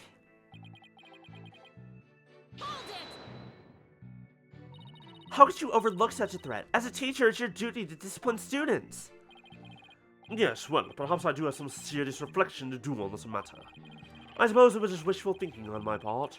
I wanted to believe that Juniper hadn't actually committed murder, that she hadn't meant to threaten me. Really? Please do explain. Long had I waited for a student who would embody my teachings. Does this witness realize what he is saying? Surely you must see the true meaning in my words. I am merely saying true to what I teach, and my methods are but a reflection of the times. Oh wow, his way of thinking is really warped. I haven't heard any inconsistencies yet. I wouldn't be so sure. Really? Really? The more he tries to avoid logical inconsistencies in his testimony, the more likely we'll see inconsistencies between his actions and words. It is a dark age in which we live, and there is much I would like to say on the matter. But when I said I would do it because it had anything to do. You were trying to protect our client? Yeah, right. It was like anything to pin the blame on Junie. What a frightful look. I would ask that you not glare at me so. I have nothing but admiration for how Juniper was willing to go as far as to threaten me. That is why I am protecting her by any means possible. She has been a model student. Liar! You're trying to pin the blame on her. How am I going to show that when he's saying isn't what he's really thinking? You cannot possibly overturn my claims. So isn't it about time you admitted defeat? After all, if my unassailable logic is not truth, then what is? If he thinks I'm going to give in to his pack of lies, he's got another thing coming. I'm gonna find a hole in his story if it's the last thing I do. Even though he's rotten to a core, he's a total pro. I mean, that only made perfect sense. Yeah, but you can't believe a word he says. He's making this up as he goes along. He'll trip up on his own words yet. Time to see how inconsistently the professor's testimony matches up with his actual actions. Okay. So we need to have some, yeah, no, that doesn't make sense, because... Damn it! No, I thought that one made sense because he overwrote it. It does? And how would... Because he fucking... The pre-recording's gone! It's gone! The evidence... Well, I mean, technically we have it, I guess, but... Fucking damn it. Alright, hold on. I still think this is the spot. I become accomplice after losing my alibi to the pre-recording.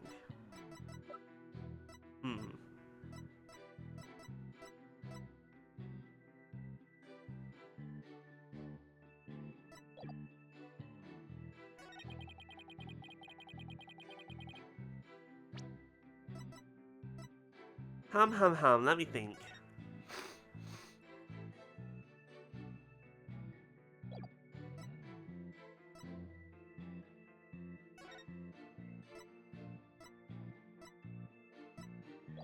I'm thinking.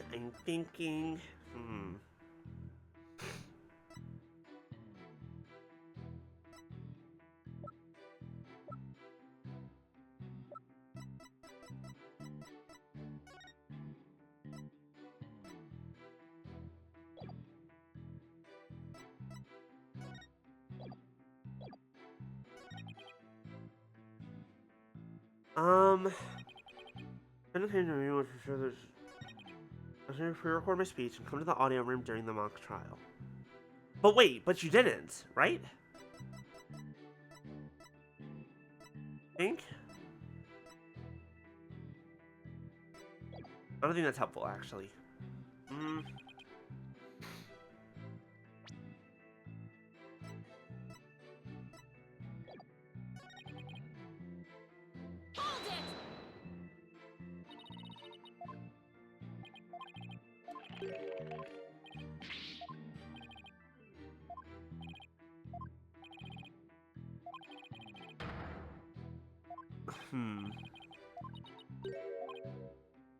Alright. You haven't heard any inconsistencies. The more likely we'll see inconsistencies between his actions and his words. What evidence do we have based on his actions? We have the tape recorder.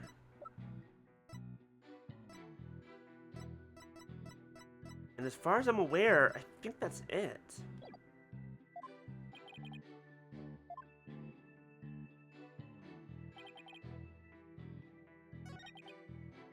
But clearly that didn't work, so what are they looking for?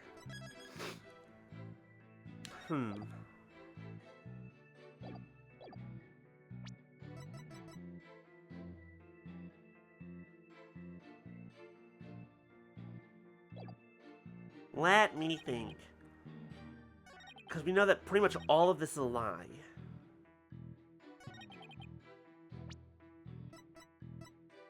It's just a matter of what do we have to prove that it's a lie?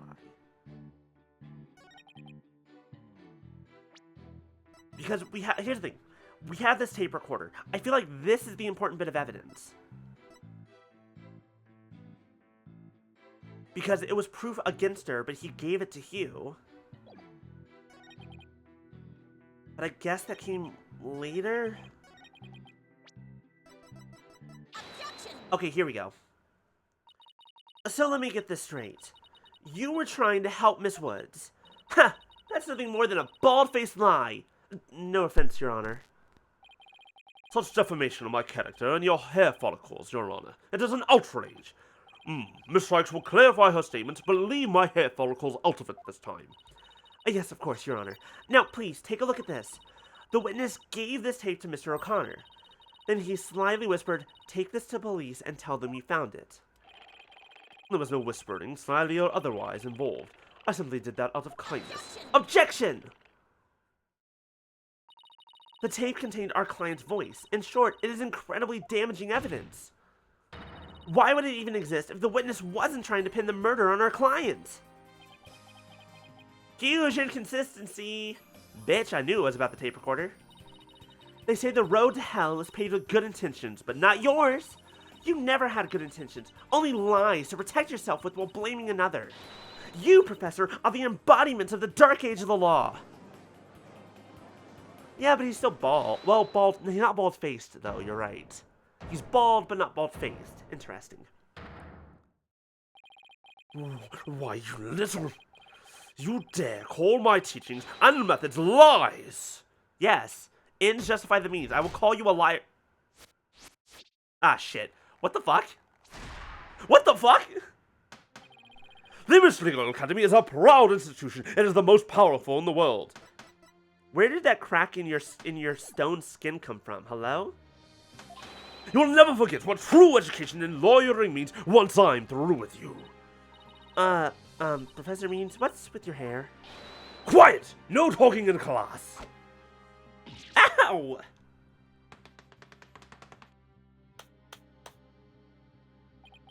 Eyes and ears up here, everyone. Homeroom is now in session. Is this what you're like in class? You're scary. He scares me. If I had a teacher like this, I'd walk out. He turned into Aries? That's exactly what he did. That's 100% what he did. We will begin with roll call. Athena Sykes. Huh? Oh, here? Apollo Justice. I'm fine. I mean, here. Fool! The proper response is here without any extraneous information. Ow! I mean, here. Next, Your Honor. Here. I would try to walk out. No. See, class, that's the proper way to answer. Simon Blackwell. I said Simon Blackwell. Are you here or not? There's always one, isn't there? Well, then I'll mark you absent. Now, get out of my class this instant. Get out. Very well, if that is your wish. Who am I to defy my homeroom teacher? Is that such a good idea? Prosecutor Blackwell is free of his shackles. Ah! It just so happens I was a member of my high school's disciplinarian committee.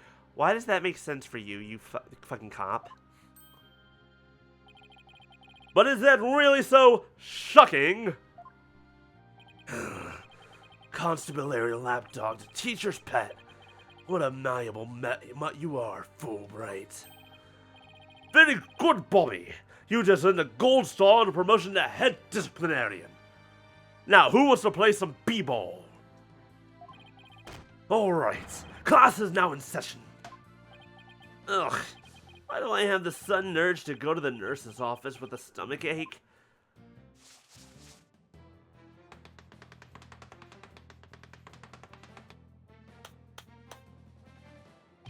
Pay attention, I am not the killer. Juniper is.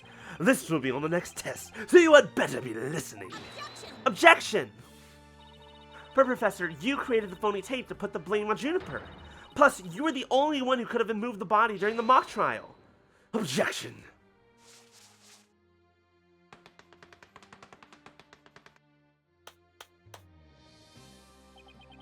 Athena, you disappoint me so.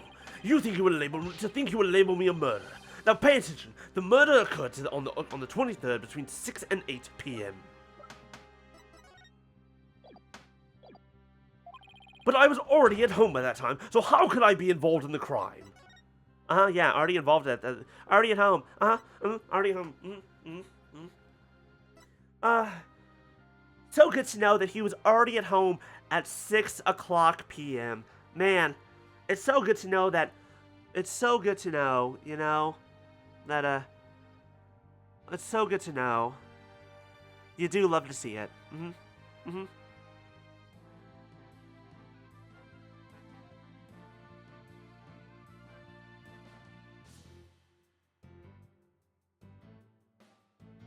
Oh, look at that. Someone declared Professor Means to be a big meanie. I wonder who did that. No one will know. No one has any proof.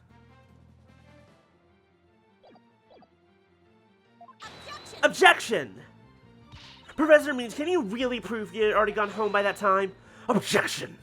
Can you prove that I was still at school? No. Yes, I can! Athena, damn it!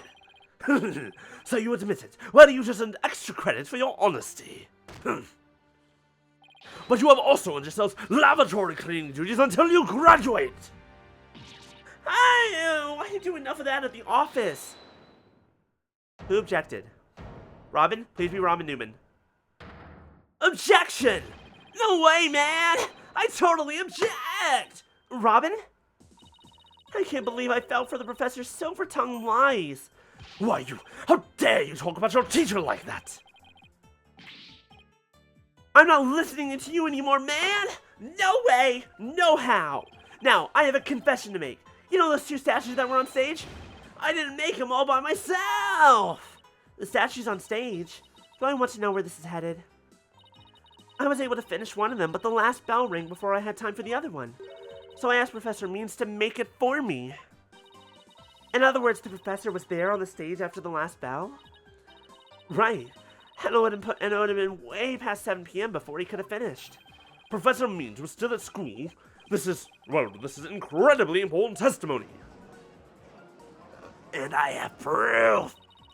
The professor told me I'll take care of it. I thought my parents would let me be an artist if I said I made both the statues myself. I'm so sorry for not telling the truth. Robin. Objection! Quick, somebody get this juvenile delinquent out of my sight. Simon, your head honcho among the delinquents, do something. Yeah, that's against. And who's in charge of the class pet around here? Not interested. What if you want a class in swordsmanship? I'm your man. Of course, only real blades will do. No swords at school. All weapons will be confiscated. Ah! Nurse, where's a school nurse when you need one? It would seem Sykes-Dono seeks a showdown, Professor. In which case you would do well to draw your staff, quick as lightning. Very well. Then I will just have to prove my innocence myself. The real lessons begin in second period. Prepare to be served old school skies. What is that? No, never mind. Your testimony, please. I've grown tired of the charade.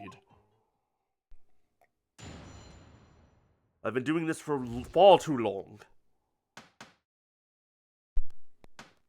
Why is it I always get the strangest cases when it comes to Wright and his associates? Now pay attention. Robin took over half a day to complete one statue. I, however, finished most of the other statue between 7 and 8:30 p.m. The defendant Juniper saw those two statues with their own eyes at 8:30 p.m. Completing a statue so quickly meant I could not leave the stage for a single second. How could I possibly have the time to go to the art room and commit murder? You're saying the defendant saw the finished statues? Precisely. She said so herself at the detention center yesterday. Her defense team was there and heard her say it too. Don't try to deny it now. That evening, I went back to my dressing room to get something I'd forgotten there. It was well after the last bell rang. I'd say maybe around 8:30. Oh, that's when I noticed that both stage statues were finished. They were quite large, and they were each covered with a white sheet, but I could tell. Oh, right. The professor was there when that matter came up. Before I address the professor's charges, I have a question for Robin. How hard would it be to complete a statue like that in 1.5 hours? It would probably take me at least twice as long. So personally, I think it would be incredibly difficult to finish in that sort of time. Didn't exactly help our case. It kind of did, actually. Because he didn't finish. The Phoenix statue was never finished. But he won't get off that easy. He's bound to stumble over his own slippery means. Because what we found at the stage was this. However, this statue was supposedly in the art club room. Which means he never actually finished the Phoenix Wright statue.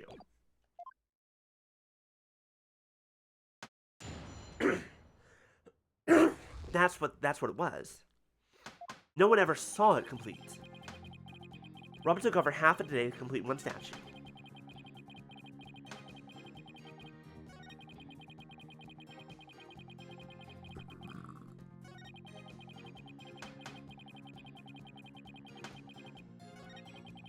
How can I have possibly had the time to go to the art room and commit murder? Because... Why were you in such a hurry? In the legal world, your body is your capital. The early bird gets the worm. That's why I go to bed at 9 p.m. each and every night. And that's why I was working as fast as I could. I didn't want to miss my bedtime and my blankie and my milk. Very important. Well, ready to concede that I never left the stage. Do you accept the witness's claim? Not on your life, Buster. No, I don't. I know there's more to this, and I won't stop until the truth comes out. I'll be careful, Tina, if you don't have anything. It's probably best to just grin and bear it for now until you find something to nail him with. But... When will you cease this nonsense? I'm quite busy today, as I was the night of the crime. Exactly, that's the thing. If it was covered with a sheet, you wouldn't be able to tell that it was finished. Maybe our client only thought she saw the statue. Silence. A pity for you, but we have already confirmed it with the accused. She is on record as having seen both statues. Yeah, that's true. Just thought I'd give it a shot. I have the ultimate in courtroom techniques. It is absolutely airtight. I will bury you. This will be your final resting place, along with all who believed in you. Is there no other way to get to this guy? You better pay attention. Pay very close attention.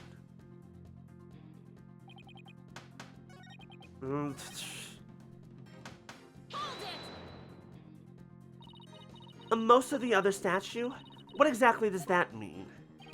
Robin created the basic outline of Mr. Wright's statue before the last bell rang. I, in turn, completed the rest of it.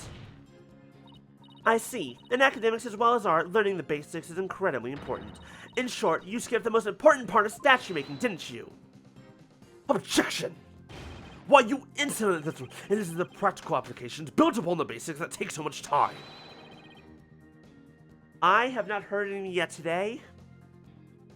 But it is 6:30 here. So I'm not expecting them till later. But also, I'm kind of out in the boonies, so I don't expect to hear a whole lot. But I wish everyone luck to not be pestered with a lot of fucking bullshit fireworks. Where were we? Professors such as I mastered the basics a long time ago. Unlike Miss Fancy Pants here, who lacks all lawyerly fundamentals. Oh, quiet you. Now do you understand? I did not leave the stage until I was done. No.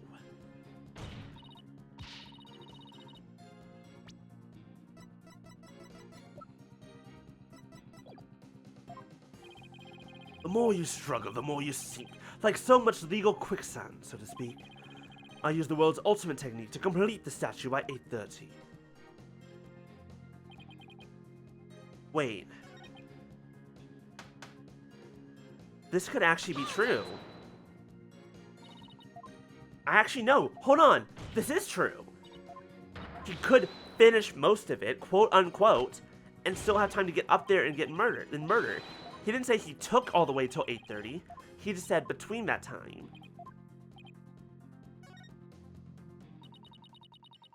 Oh, maybe I still have to... I guess I... Okay, maybe that was wrong. I couldn't hear you. Say it louder this time. Ugh. I can see that Professor Means never left the stage.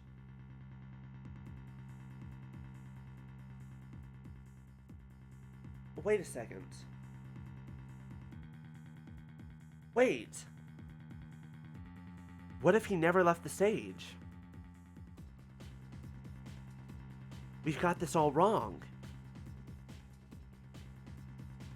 We keep assuming, we keep saying the murder took place in the art room. What if we're wrong?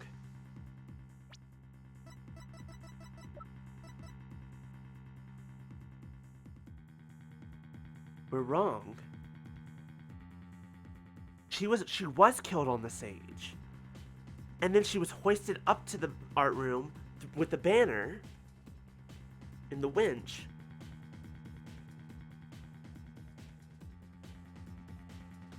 I understand. No, in fact, that's probably why this one was burned. This one probably had a lot of blood on it.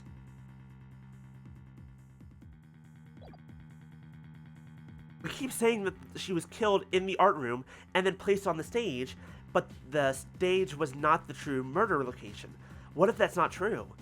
What if she was killed on the stage, moved up to the art room, and then moved back to the stage? She was killed on the stage, but the way that everything played out, we assume that she wasn't. That's right. But what took you so long? I was there at the stage the entire time. I couldn't possibly have committed the crime. I'm not gonna give up here. I'm afraid I have to side with the witness, Miss Sykes. And unless you have any further objections, I'll have to put this issue to rest. Objection! Not yet. The defense still has one objection. Athena, you've thought of something? Well, as I said, not yet. Oh, so it's time for some legal smoke and mirrors. Wow, they really do bluff all the time. But I figured out. I'm not bluffing. Not yet, Athena. It's not time to quit. It's at times like these when it seems like there's no way out that you have to... Yeah, I have to turn the case upside down. Instead of focusing on whether Professor Means could have gone to the art room, I should focus on how he could commit murder without going there. It seems our young lady has a real bona fide idea. But I'll use any means necessary. Even casting stones, if it'll distract her. Ah, who brought this bird to school? Sykes, Dono, if I hear one word of your usual jibber-jabber, I shall have your head. The murder occurred in the art room, yet the witness was on the stage. How do you propose to fill the vast gap between these two key facts? If I accept the premise that the professor was on the stage the entire time, the only other answer is that we got something else wrong. That's it! Every last one of us made a huge mistake. We were totally wrong about the crime scene. If Professor Means was on the stage the entire time, then he must be the killer.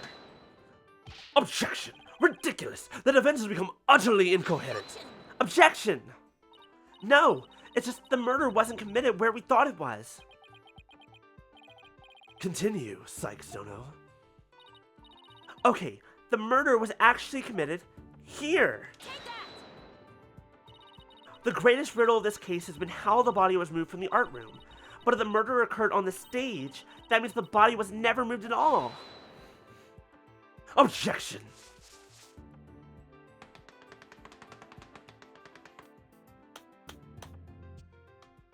Silly girl! When the body was found, there wasn't a drop of blood on the stage floor. Surely there would have been some blood if that's where the murder was committed. There was some blood. It was on both banners. Objection! Your Honor, my objection is to say fuck you to the witness. Objection sustained. Fuck you, witness. There wasn't any blood on the stage? Really? But there was something on stage at the time of the murder that's now blood-stained. It's true, there were no bloodstains on the stage floor, but there was something on the stage that did have a bloodstain. And that would be this school banner. No blood would have gotten on the floor if this were under the victim when she was killed. Oh my, that's quite a compelling theory. Silence. What is it now? My theory makes perfect sense. Yeah, we have to say that was the Gaviniers banner. That was a pathetic attempt. You must put every inch of your body into your attacks. The autopsy states the cause of death was loss of blood, yet only a trace amount was found upon that banner. Where did the rest go? Easy, the other banner. Blood getting on there when the body was moved by wire. Makes more sense than not. Very good, Simon. Tell me, what's your first choice for higher education? I'll write you the ultimate in recommendation letters. You're all but guaranteed to get in. He's already a prosecutor. Objection! He's already a prosecutor. Actually, the defense has something to explain that as well. You do? If there was only a trace amount of blood on the school banner, then there must have been something else the killer used to soak up the blood. All I have to do is figure out what. This is what soaks up the blood of this is what soaks up the victim's blood. Why, it looks like there's some other piece of fabric on top of the school banner. It's the Gaviniers banner that had been specially made for the school concert. Since it's on top of the school banner, the blood would have hit it first. It could have easily absorbed most of the blood, like a dishcloth, and only a small amount would have soaked through to the school banner below. So it makes total sense for the school banner to only have a little blood on it. So that banner absorbed the blood like a dishcloth. Yes, that would explain it. Gavinier's banner was like a dishcloth? Surely it was at least towel quality. Objection! Simon, don't just stand there, do something! Silence. Silence.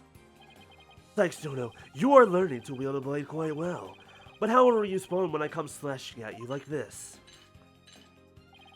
The remnant of a large bloodstain was detected in the art room. But why would there be blood there if their murder occurred on the stage as you claim? Objection! The bloodstain in the art room was fake. How? I'll tell you how. All that needed was something that could transport the blood upstairs. And that something was a piece of evidence we've just finished discussing.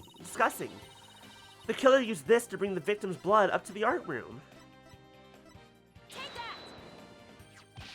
To think you'd stoop so low as to bring mere garbage to this court. It's only garbage because someone tried to destroy it by tossing it in the incinerator.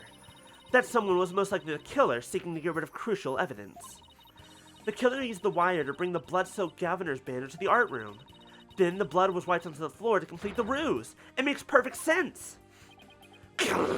Ow!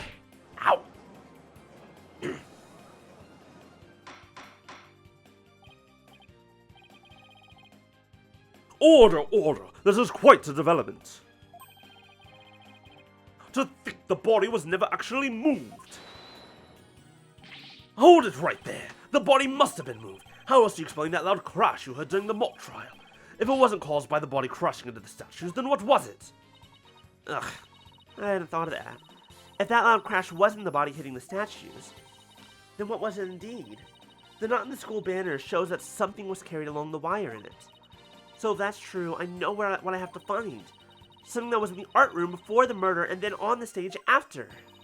The object that was sent down the wire to crash into the statues was Lady Justice. Ugh, this statue. Yes, I believe it was this statue that broke the other two, not Professor Courte's body. The unique statue you see on the right, that's the pure white Lady Justice from earlier. Professor Courte accidentally broke it while she was polishing it the day before the mock trial. But she used her own unique artistic sense and technique to repair it, as you see here. Nobody would have guessed that it was originally Lady Justice. Silence. Silence. Perhaps you are onto something. But why, pray tell, would anyone move that scrap paper relic in such a tedious manner? Excellent question, Simon. Keep them coming. You know why, but the fact that you won't acknowledge it shows how twisted you are. Lady Justice was moved during the mock trial. During that time, Professor Means was fabricating an alibi with his pre-recorded speech. If we consider the facts, then Lady Justice was moved in order to...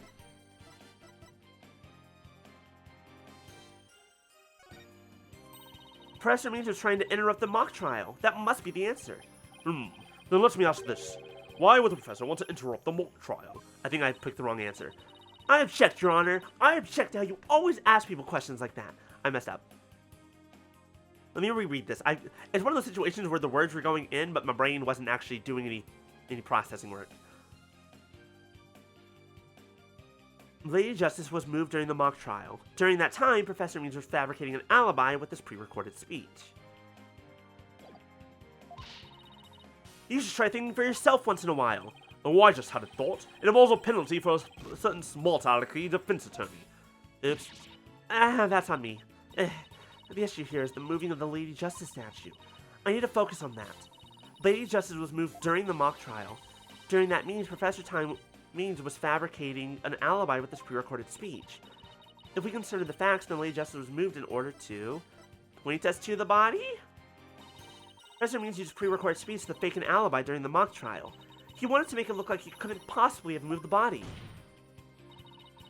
Moving Lady Justice was his way of pointing us to the body and cementing his alibi. Ugh! There it is. That's quite a persuasive argument. For a while there, I thought you weren't taking this trial seriously. Well done! Objection! Who?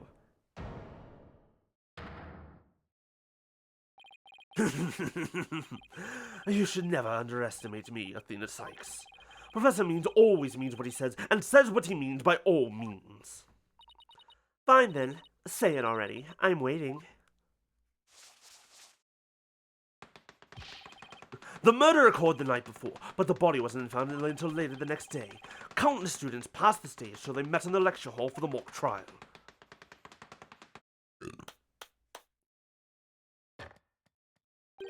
So answer me this. Why didn't anyone see the body the entire time? That can be explained by, well,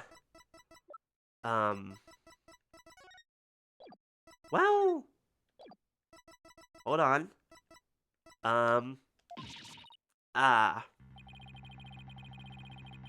If the victim was murdered on the stage and left there, the body would have inevitably been discovered.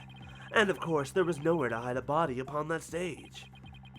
This is not good, Athena. Her claim is this close to being beaten to a pulp. I know, but we've come so far. Consider yourselves schooled. I couldn't have possibly killed anyone. The killer is none other than Juniper Wood. It always has been, and it always will be. Ugh. Just wait a minute. Let me think about this. Hold on. Poor Juniper. She must seriously regret having asked you to defend her. Ugh. And to add insult to injury, you nearly had Hugh convicted for murder. Surely you haven't forgotten that little fiasco.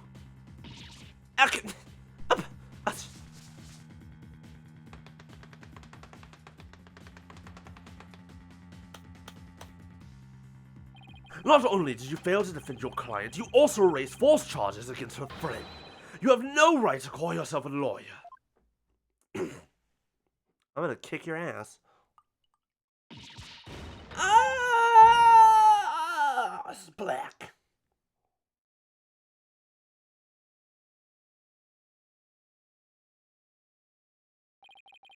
What if this trial proceeds in the same manner and ends in the same way? Would you not lose everything you've worked so hard to gain? Sure that doesn't happen.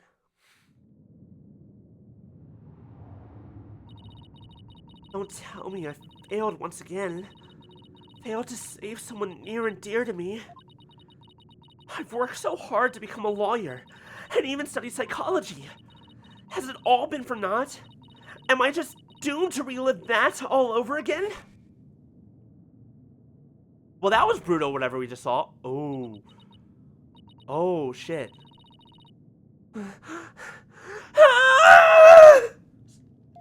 Pre-morning. A bit late. Athena, what's wrong? Breathe in. Breathe out. Breathe in. Relax, Athena. Breathe. It's not working. Everything's going dark. After all I've done, is this how it ends? Forgive me, Junie. I couldn't protect you like I said I would. Objection! You leave Athena alone, man! She's the one who saved me! It was because of Athena that I could stop hiding and start living my life as a girl again. Trans allegory. And she saved the friendship between Hugh, Juniper, and I. I think you're an awesome lawyer, Athena. One of the best. But I raised false charges against you. And that's not all. I've done some seriously unforgivable things. Objection. What's the big deal? False charges are nothing to be scared of. And I'm not even mad at you. I should really be thanking you. You used legitimate means to expose my wrongdoings and give me a chance to re-examine what's important.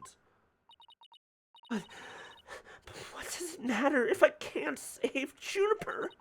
I mean, The whole reason I've come so far is... Objection! Objection. It's not over yet, Athena.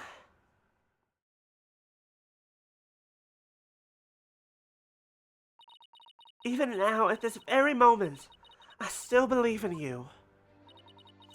Junie, I know you better than most people, Thana. And I know you never surrender to the dark age of the law like the professor did. Thank you, Junie, but I feel like I can barely breathe. I don't know what to do. Silence. Silence. Stop your believing this instant. You look an utter fool. Prosecutor Blackwell? There is one who awaits you, is there not? And that is the reason you have studied so very hard. Are you prepared to give up on all you have worked for thus far?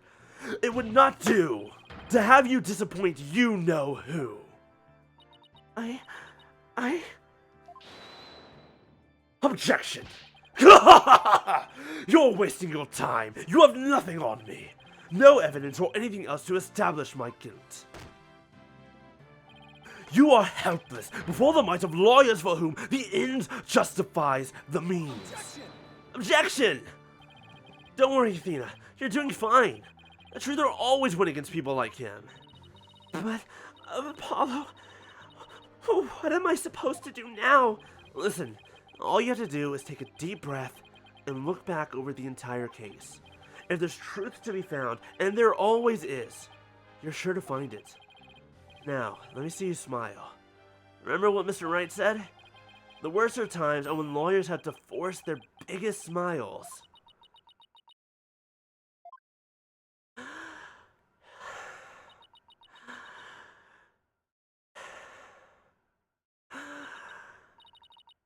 Thanks, everyone.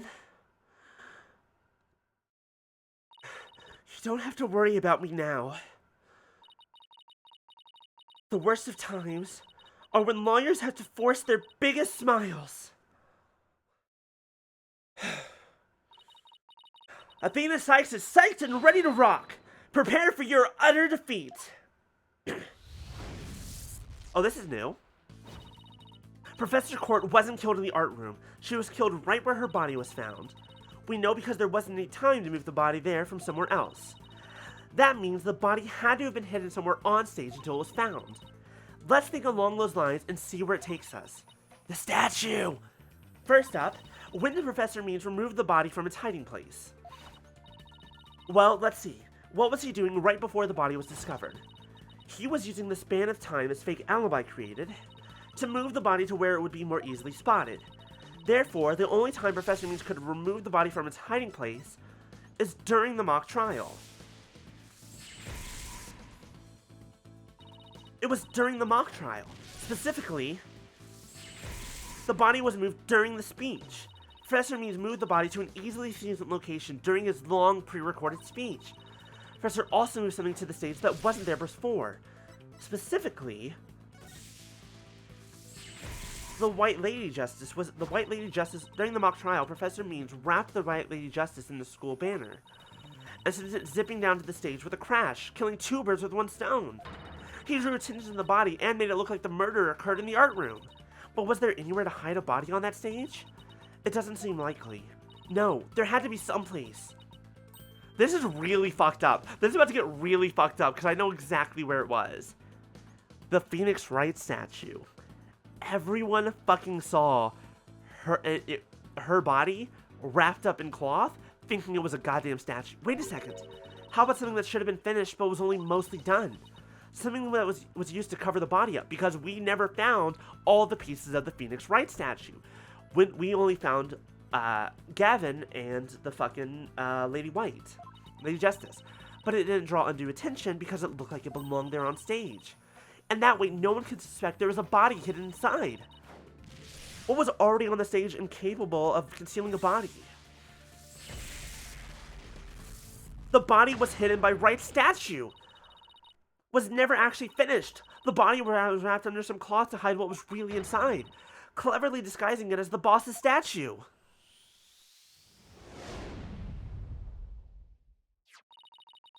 Miss Newman gave up on the right statue, yet Professor Means finished it in a single night.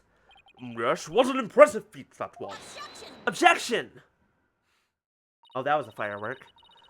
No, his so-called work of art deserves none of our praise. That's because it was only a facade to hide his real work. The murder of Professor Courte. Come again. I'm afraid I don't follow. He hid the body by making it look like the statue of Mr. Wright. With the body wrapped under a piece of cloth, it looked just like a statue. What? I second that. What? Now this is getting interesting. Objection! No! This is getting preposterous! How would such a thing even be possible? Objection! We'll never know until we try. Uh-oh. I think I know where this is going. Apollo, congratulations on thank you for volunteering to be our experiment, our test subject, our guinea pig. Get in that statue, my boy. Okay, Apollo, time to turn me into a reasonable likeness of Mr. Wright. You're kind of doing it right now. I'm going to pose like the statue, like so. And I want you to wrap me up in a cloth so I look like a statue. I hate to ask the obvious, but where am I supposed to get this magical cloth? We can steal it off Professor Means. He's got a toga on. I'm afraid that this isn't the right color, Mr. Justice. Oh my god. Oh my god. Please tell me he's not. Well, given how sudden the request was, it's kind of the best I could do, Your Honor. Alright, I think that about does it.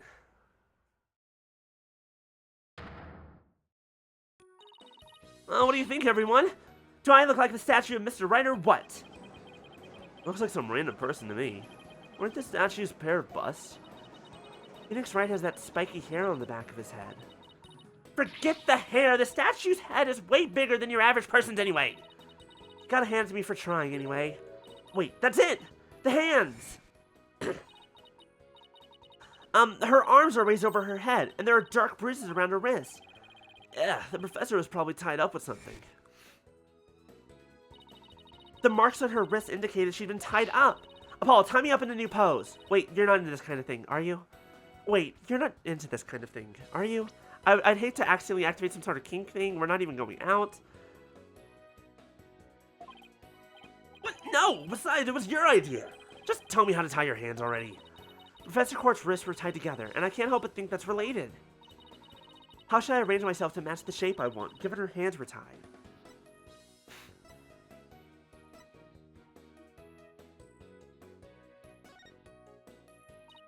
Apollo, tie both of my hands behind my head.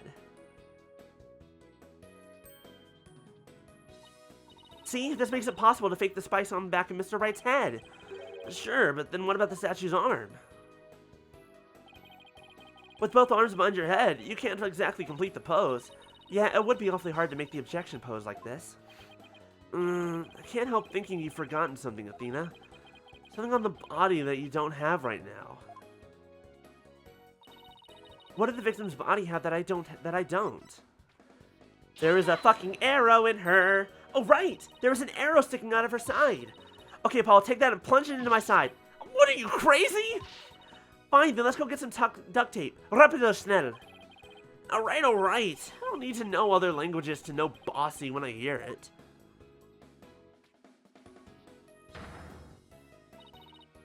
The fatal arrow to the side. Spiky hair created from the two hands. A masterpiece in the making. Now, cover me with a cloth. But remember to make the arrow stand out, okay?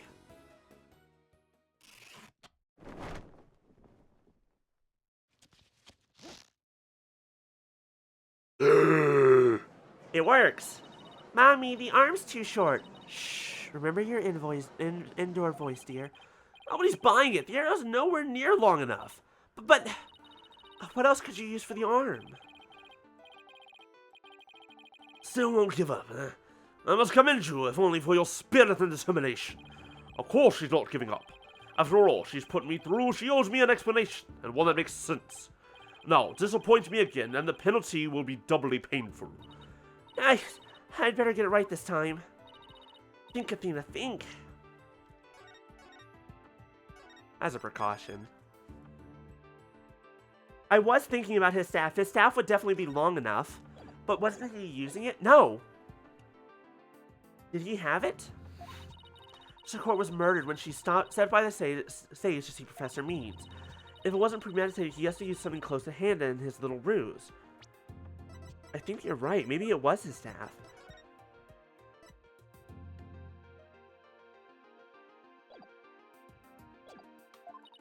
Apollo, show me those stage setup photos again. Like that? Right now? Okay, hold on. Please, please, please, please be in this photo. It just has to be. It's really right here.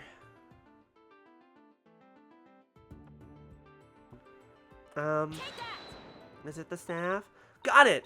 I know what he used for the arm on the statue of Mr. Wright. This is absurd. There's no such thing in this photo. Don't play dumb with me, Professor. It's the staff you have right there. Staff? This is the spear of a great legal warrior. Whatever, just hurry up and lend it to me.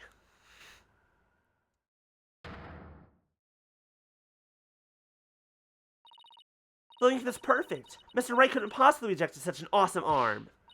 Okay, go for it, Apollo. Sure, I'll give your arm a hand. Cloth and binding coming right up. You know, maybe I am getting a little into this. Please stop talking. I don't know, maybe this could be a new thing. Just stop. You want to be part of this, Apollo? Are you inviting me to... Nah, you know what? You're right. Maybe not you. Well? Thoughts? Anyone? It's Phoenix Wright! Look, it's that famous lawyer! That's definitely him. I know that pose anywhere. We did it! Didn't we? Well, am I not the spitting image of the legendary Phoenix Wright? The man who will bring us out of these dark ages and into an era of brilliant golden light? Golden light? All I see before me is the pink specter of a man. That's just because Mr. Wright likes his statue. He's positively tickled pink. Get it, Apollo? He's tickled pink. That joke deserves a pink slip.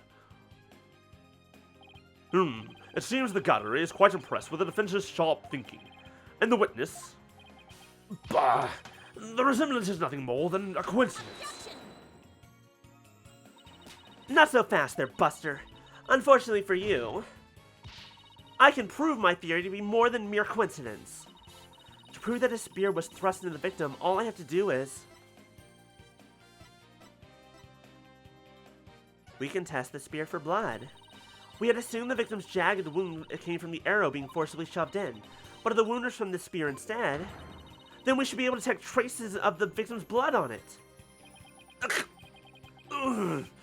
Your Honor, a brief recess, if you will. By any means possible, what if I get rid of my spear? Wait, what if I burn it?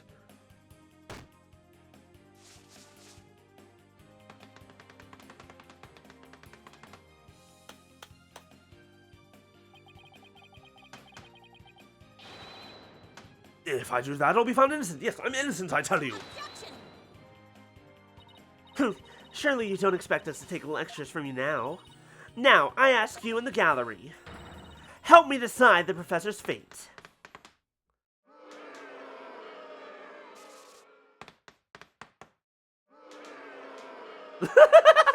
I love them beating the shit out of him with like... Now, kick his... I love this. This is great. Get this motherfucker out of here. He doesn't want to say it, but he doesn't have a choice. This is really funny. I love the animation on this.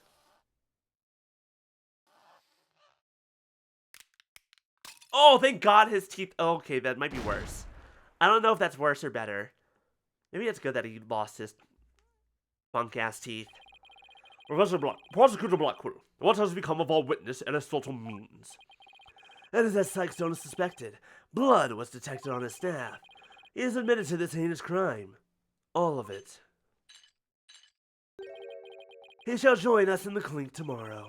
His teaching skills can be put to good use there. Right, he'll teach felons the end justifies the means. So much for rehabilitation. Can I ask what the professor's motive was? I could barely make out a word he said on account of his shattered teeth. One of Blackwell's fellow inmates was once a surgeon, and a former dentist, too. I eventually had him put pen to paper. Turns out Professor Means was the one taking bribes. Called it! The victim had suspected him after a report from the class snitch, Juniper Woods. That led her to question him at length the day of the killing, right there on that stage. The result?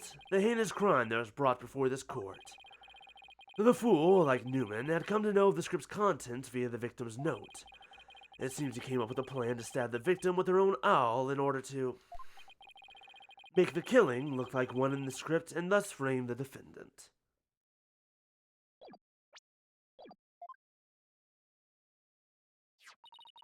But that scrap of paper with Hugh's name had the same mark as Professor Courte's planner. Yes, about that. Those planners are bestowed upon all students graduating at the top of their class. Really? So then... Indeed. Once upon a time, Professor Means was also awarded the same notebook. The handwriting is being analyzed now, but like as not, the scrap belonged to him. This, too, was evidence of the bribery scheme that the victim had obtained.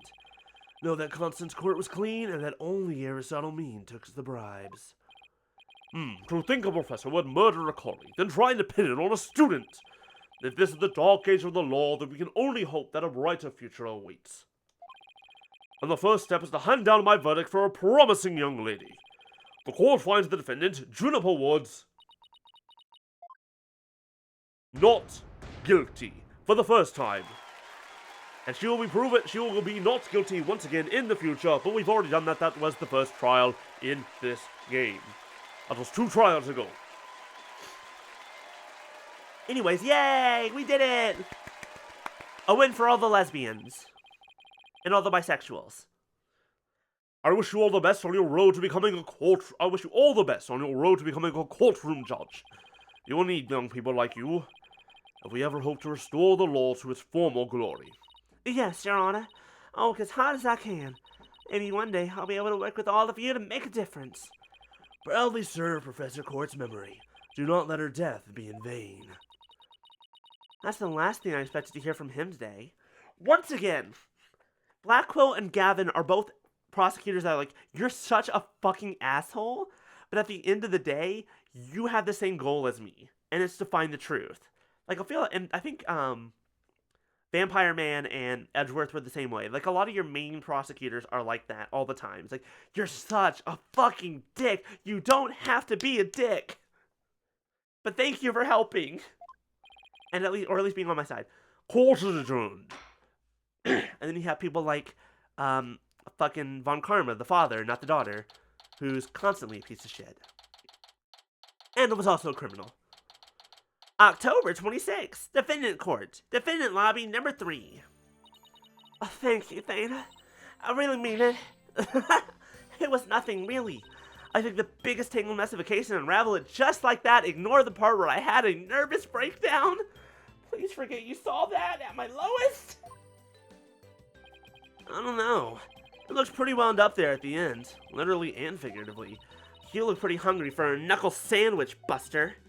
I wanted to thank you too, Apollo. Don't mention it. The way you were always there for Thana when she was in a bind. And at the detention center where your smile gave me hope when there was none. It was like the warm rays of the sun shining down on peaceful woodlands. Wow, you're really good at that cross-stitch. I think you're an absolutely amazing person. Thanks, Juniper. That means a lot to me. But I still have lots of work to do, and I can't wait until we see you on the judge's bench. I promise you I'll get there someday. That's why until that day, I'll be interrupted. Guys, I've got some big news. Sister cock-blocking the brother.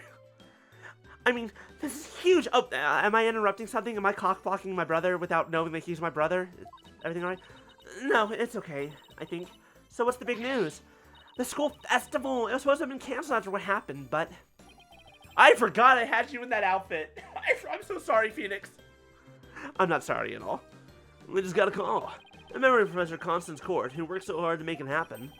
The festival is being extended 1 extra day until tomorrow. Really? Oh, right. I forgot about that. Anime moment. Juniper! Gavin! Juniper dressed as Apollo's mom. Special treat for all of you. A love letter for Themis Legal Academy. That is not the voice that I give you. Achtung, baby.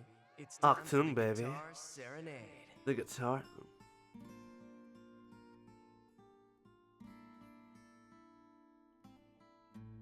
That's because it's the Lamorar outfit from the previous game.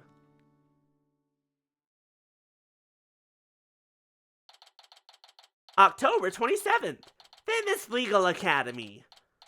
3rd floor lecture hall. Don't say it. Don't you say Cloudy it. Universe, hello, hello. Thank you for the raid. How are you doing? Welcome. We're finishing up a trial, actually. We just saved our friend from being convicted of crime she did not commit. So much murder.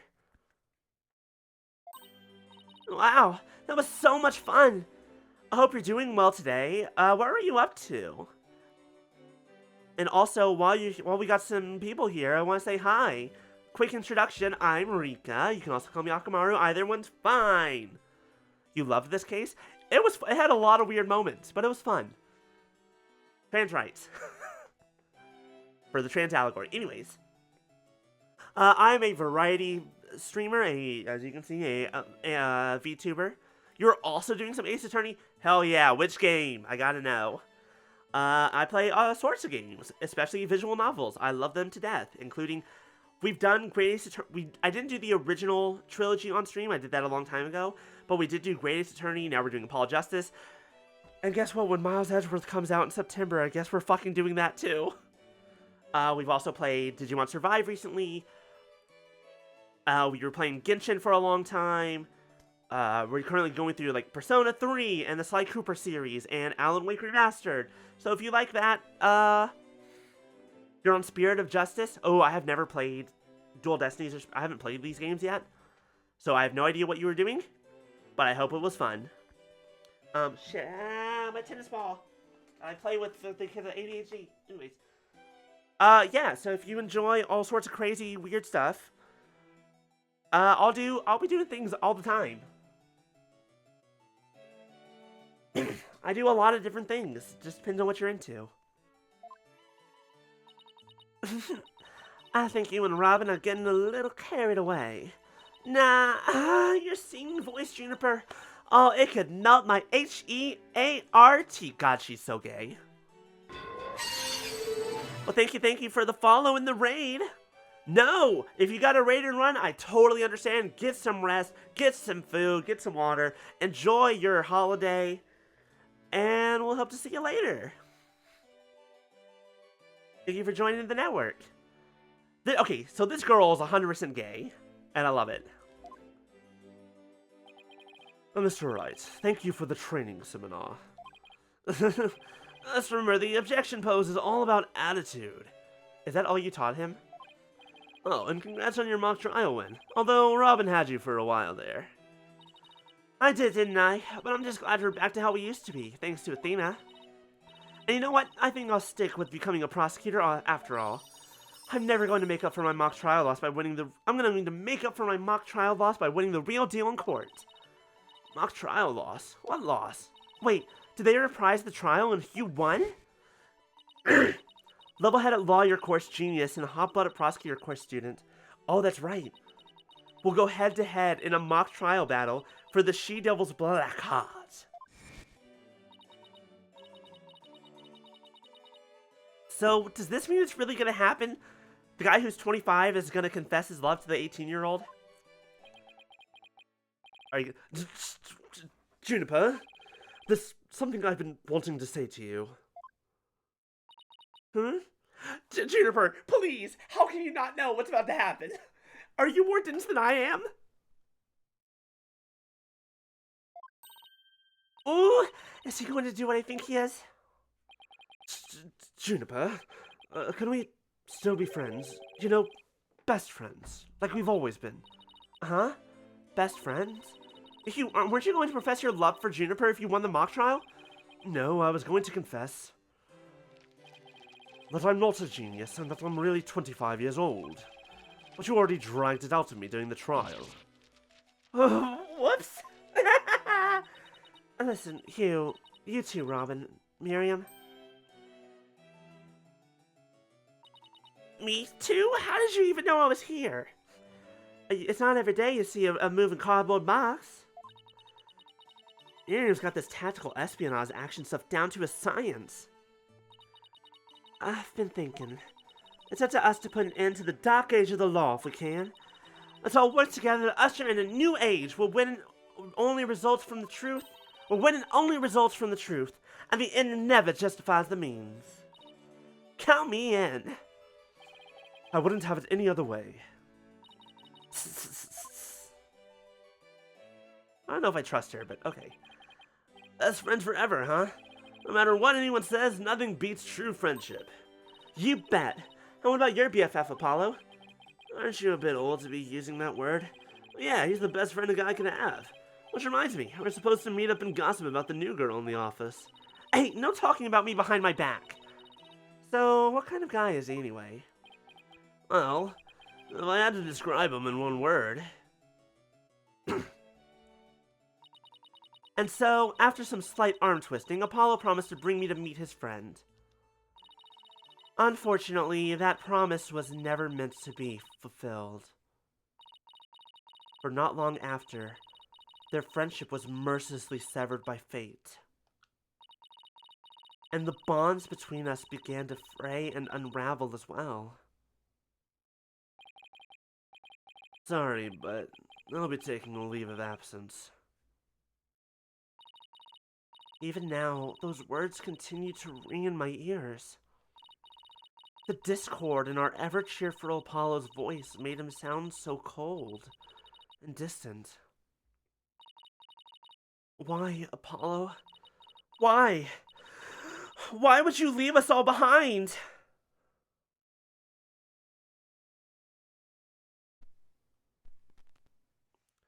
The end. Oh. Yeah, save. Turnabout Academy. Complete. Good job, everyone. I can erase my notes. That were mostly accurate. 2 weeks ago, I called my shot that Means was the murderer and framed Junie. The reasoning was a little bit off, but also it wouldn't, if he was, you know, maybe he still would have tried it. So, you know what? It's fine. Alright. Now here becomes the question. We just had a nice raid.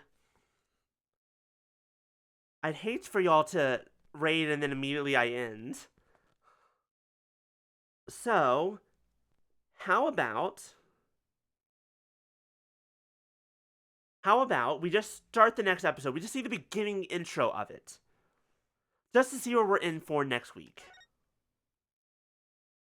Now that it's more than 6 months have passed, and this is after the bomb. The courtroom bombing incident. A terrible attack launched by the will of a madman.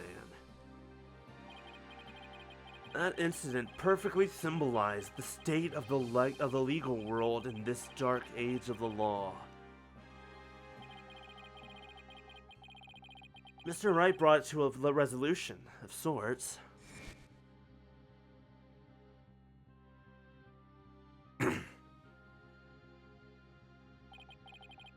Ted Tenane was discovered to be the one responsible for the bombing. If only it were that simple. Somehow, I can't help but think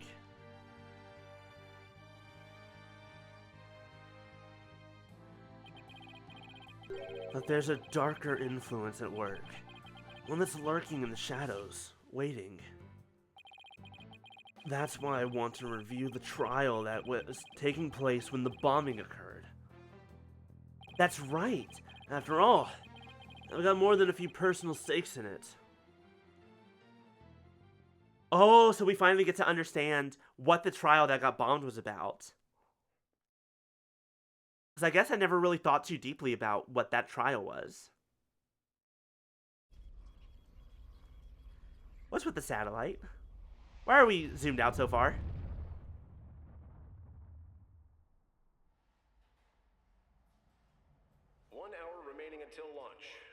begin your final equipment check. Check complete. Everything's A-okay. We're ready here whenever you are. Uh-oh. That doesn't look good.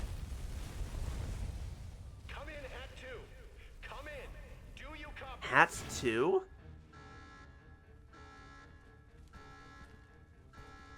Who are the people underneath the helmets?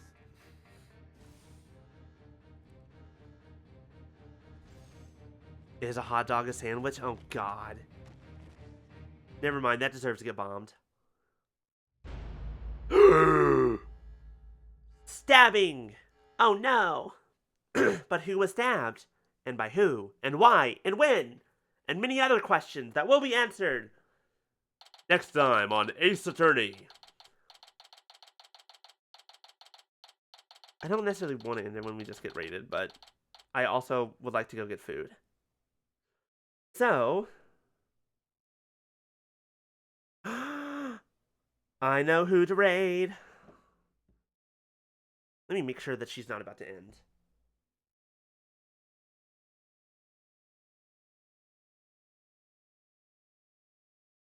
How long have you been going? Oh, only 2 hours? Okay, I know who we're raiding. We're gonna call it here, y'all. Thank you so much for joining me. Thank you for the multiple raids. I will see y'all on Saturday for more Alan Wake, and then Sunday for something, hopefully Persona, should be Persona. Thank you all for joining me. Hope you enjoyed this. We'll be back soon. Make sure to join the Discord for announcements, updates, and occasionally like polls and like, hey, what should we do next, and all that sort of fun stuff.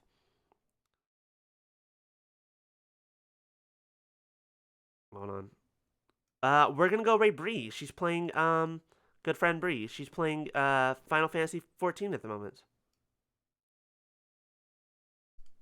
Thank you, Maya. Nope, wrong thing. I need this thing. Okay. I'll see y'all there. Have a great rest of your night. Enjoy your holidays.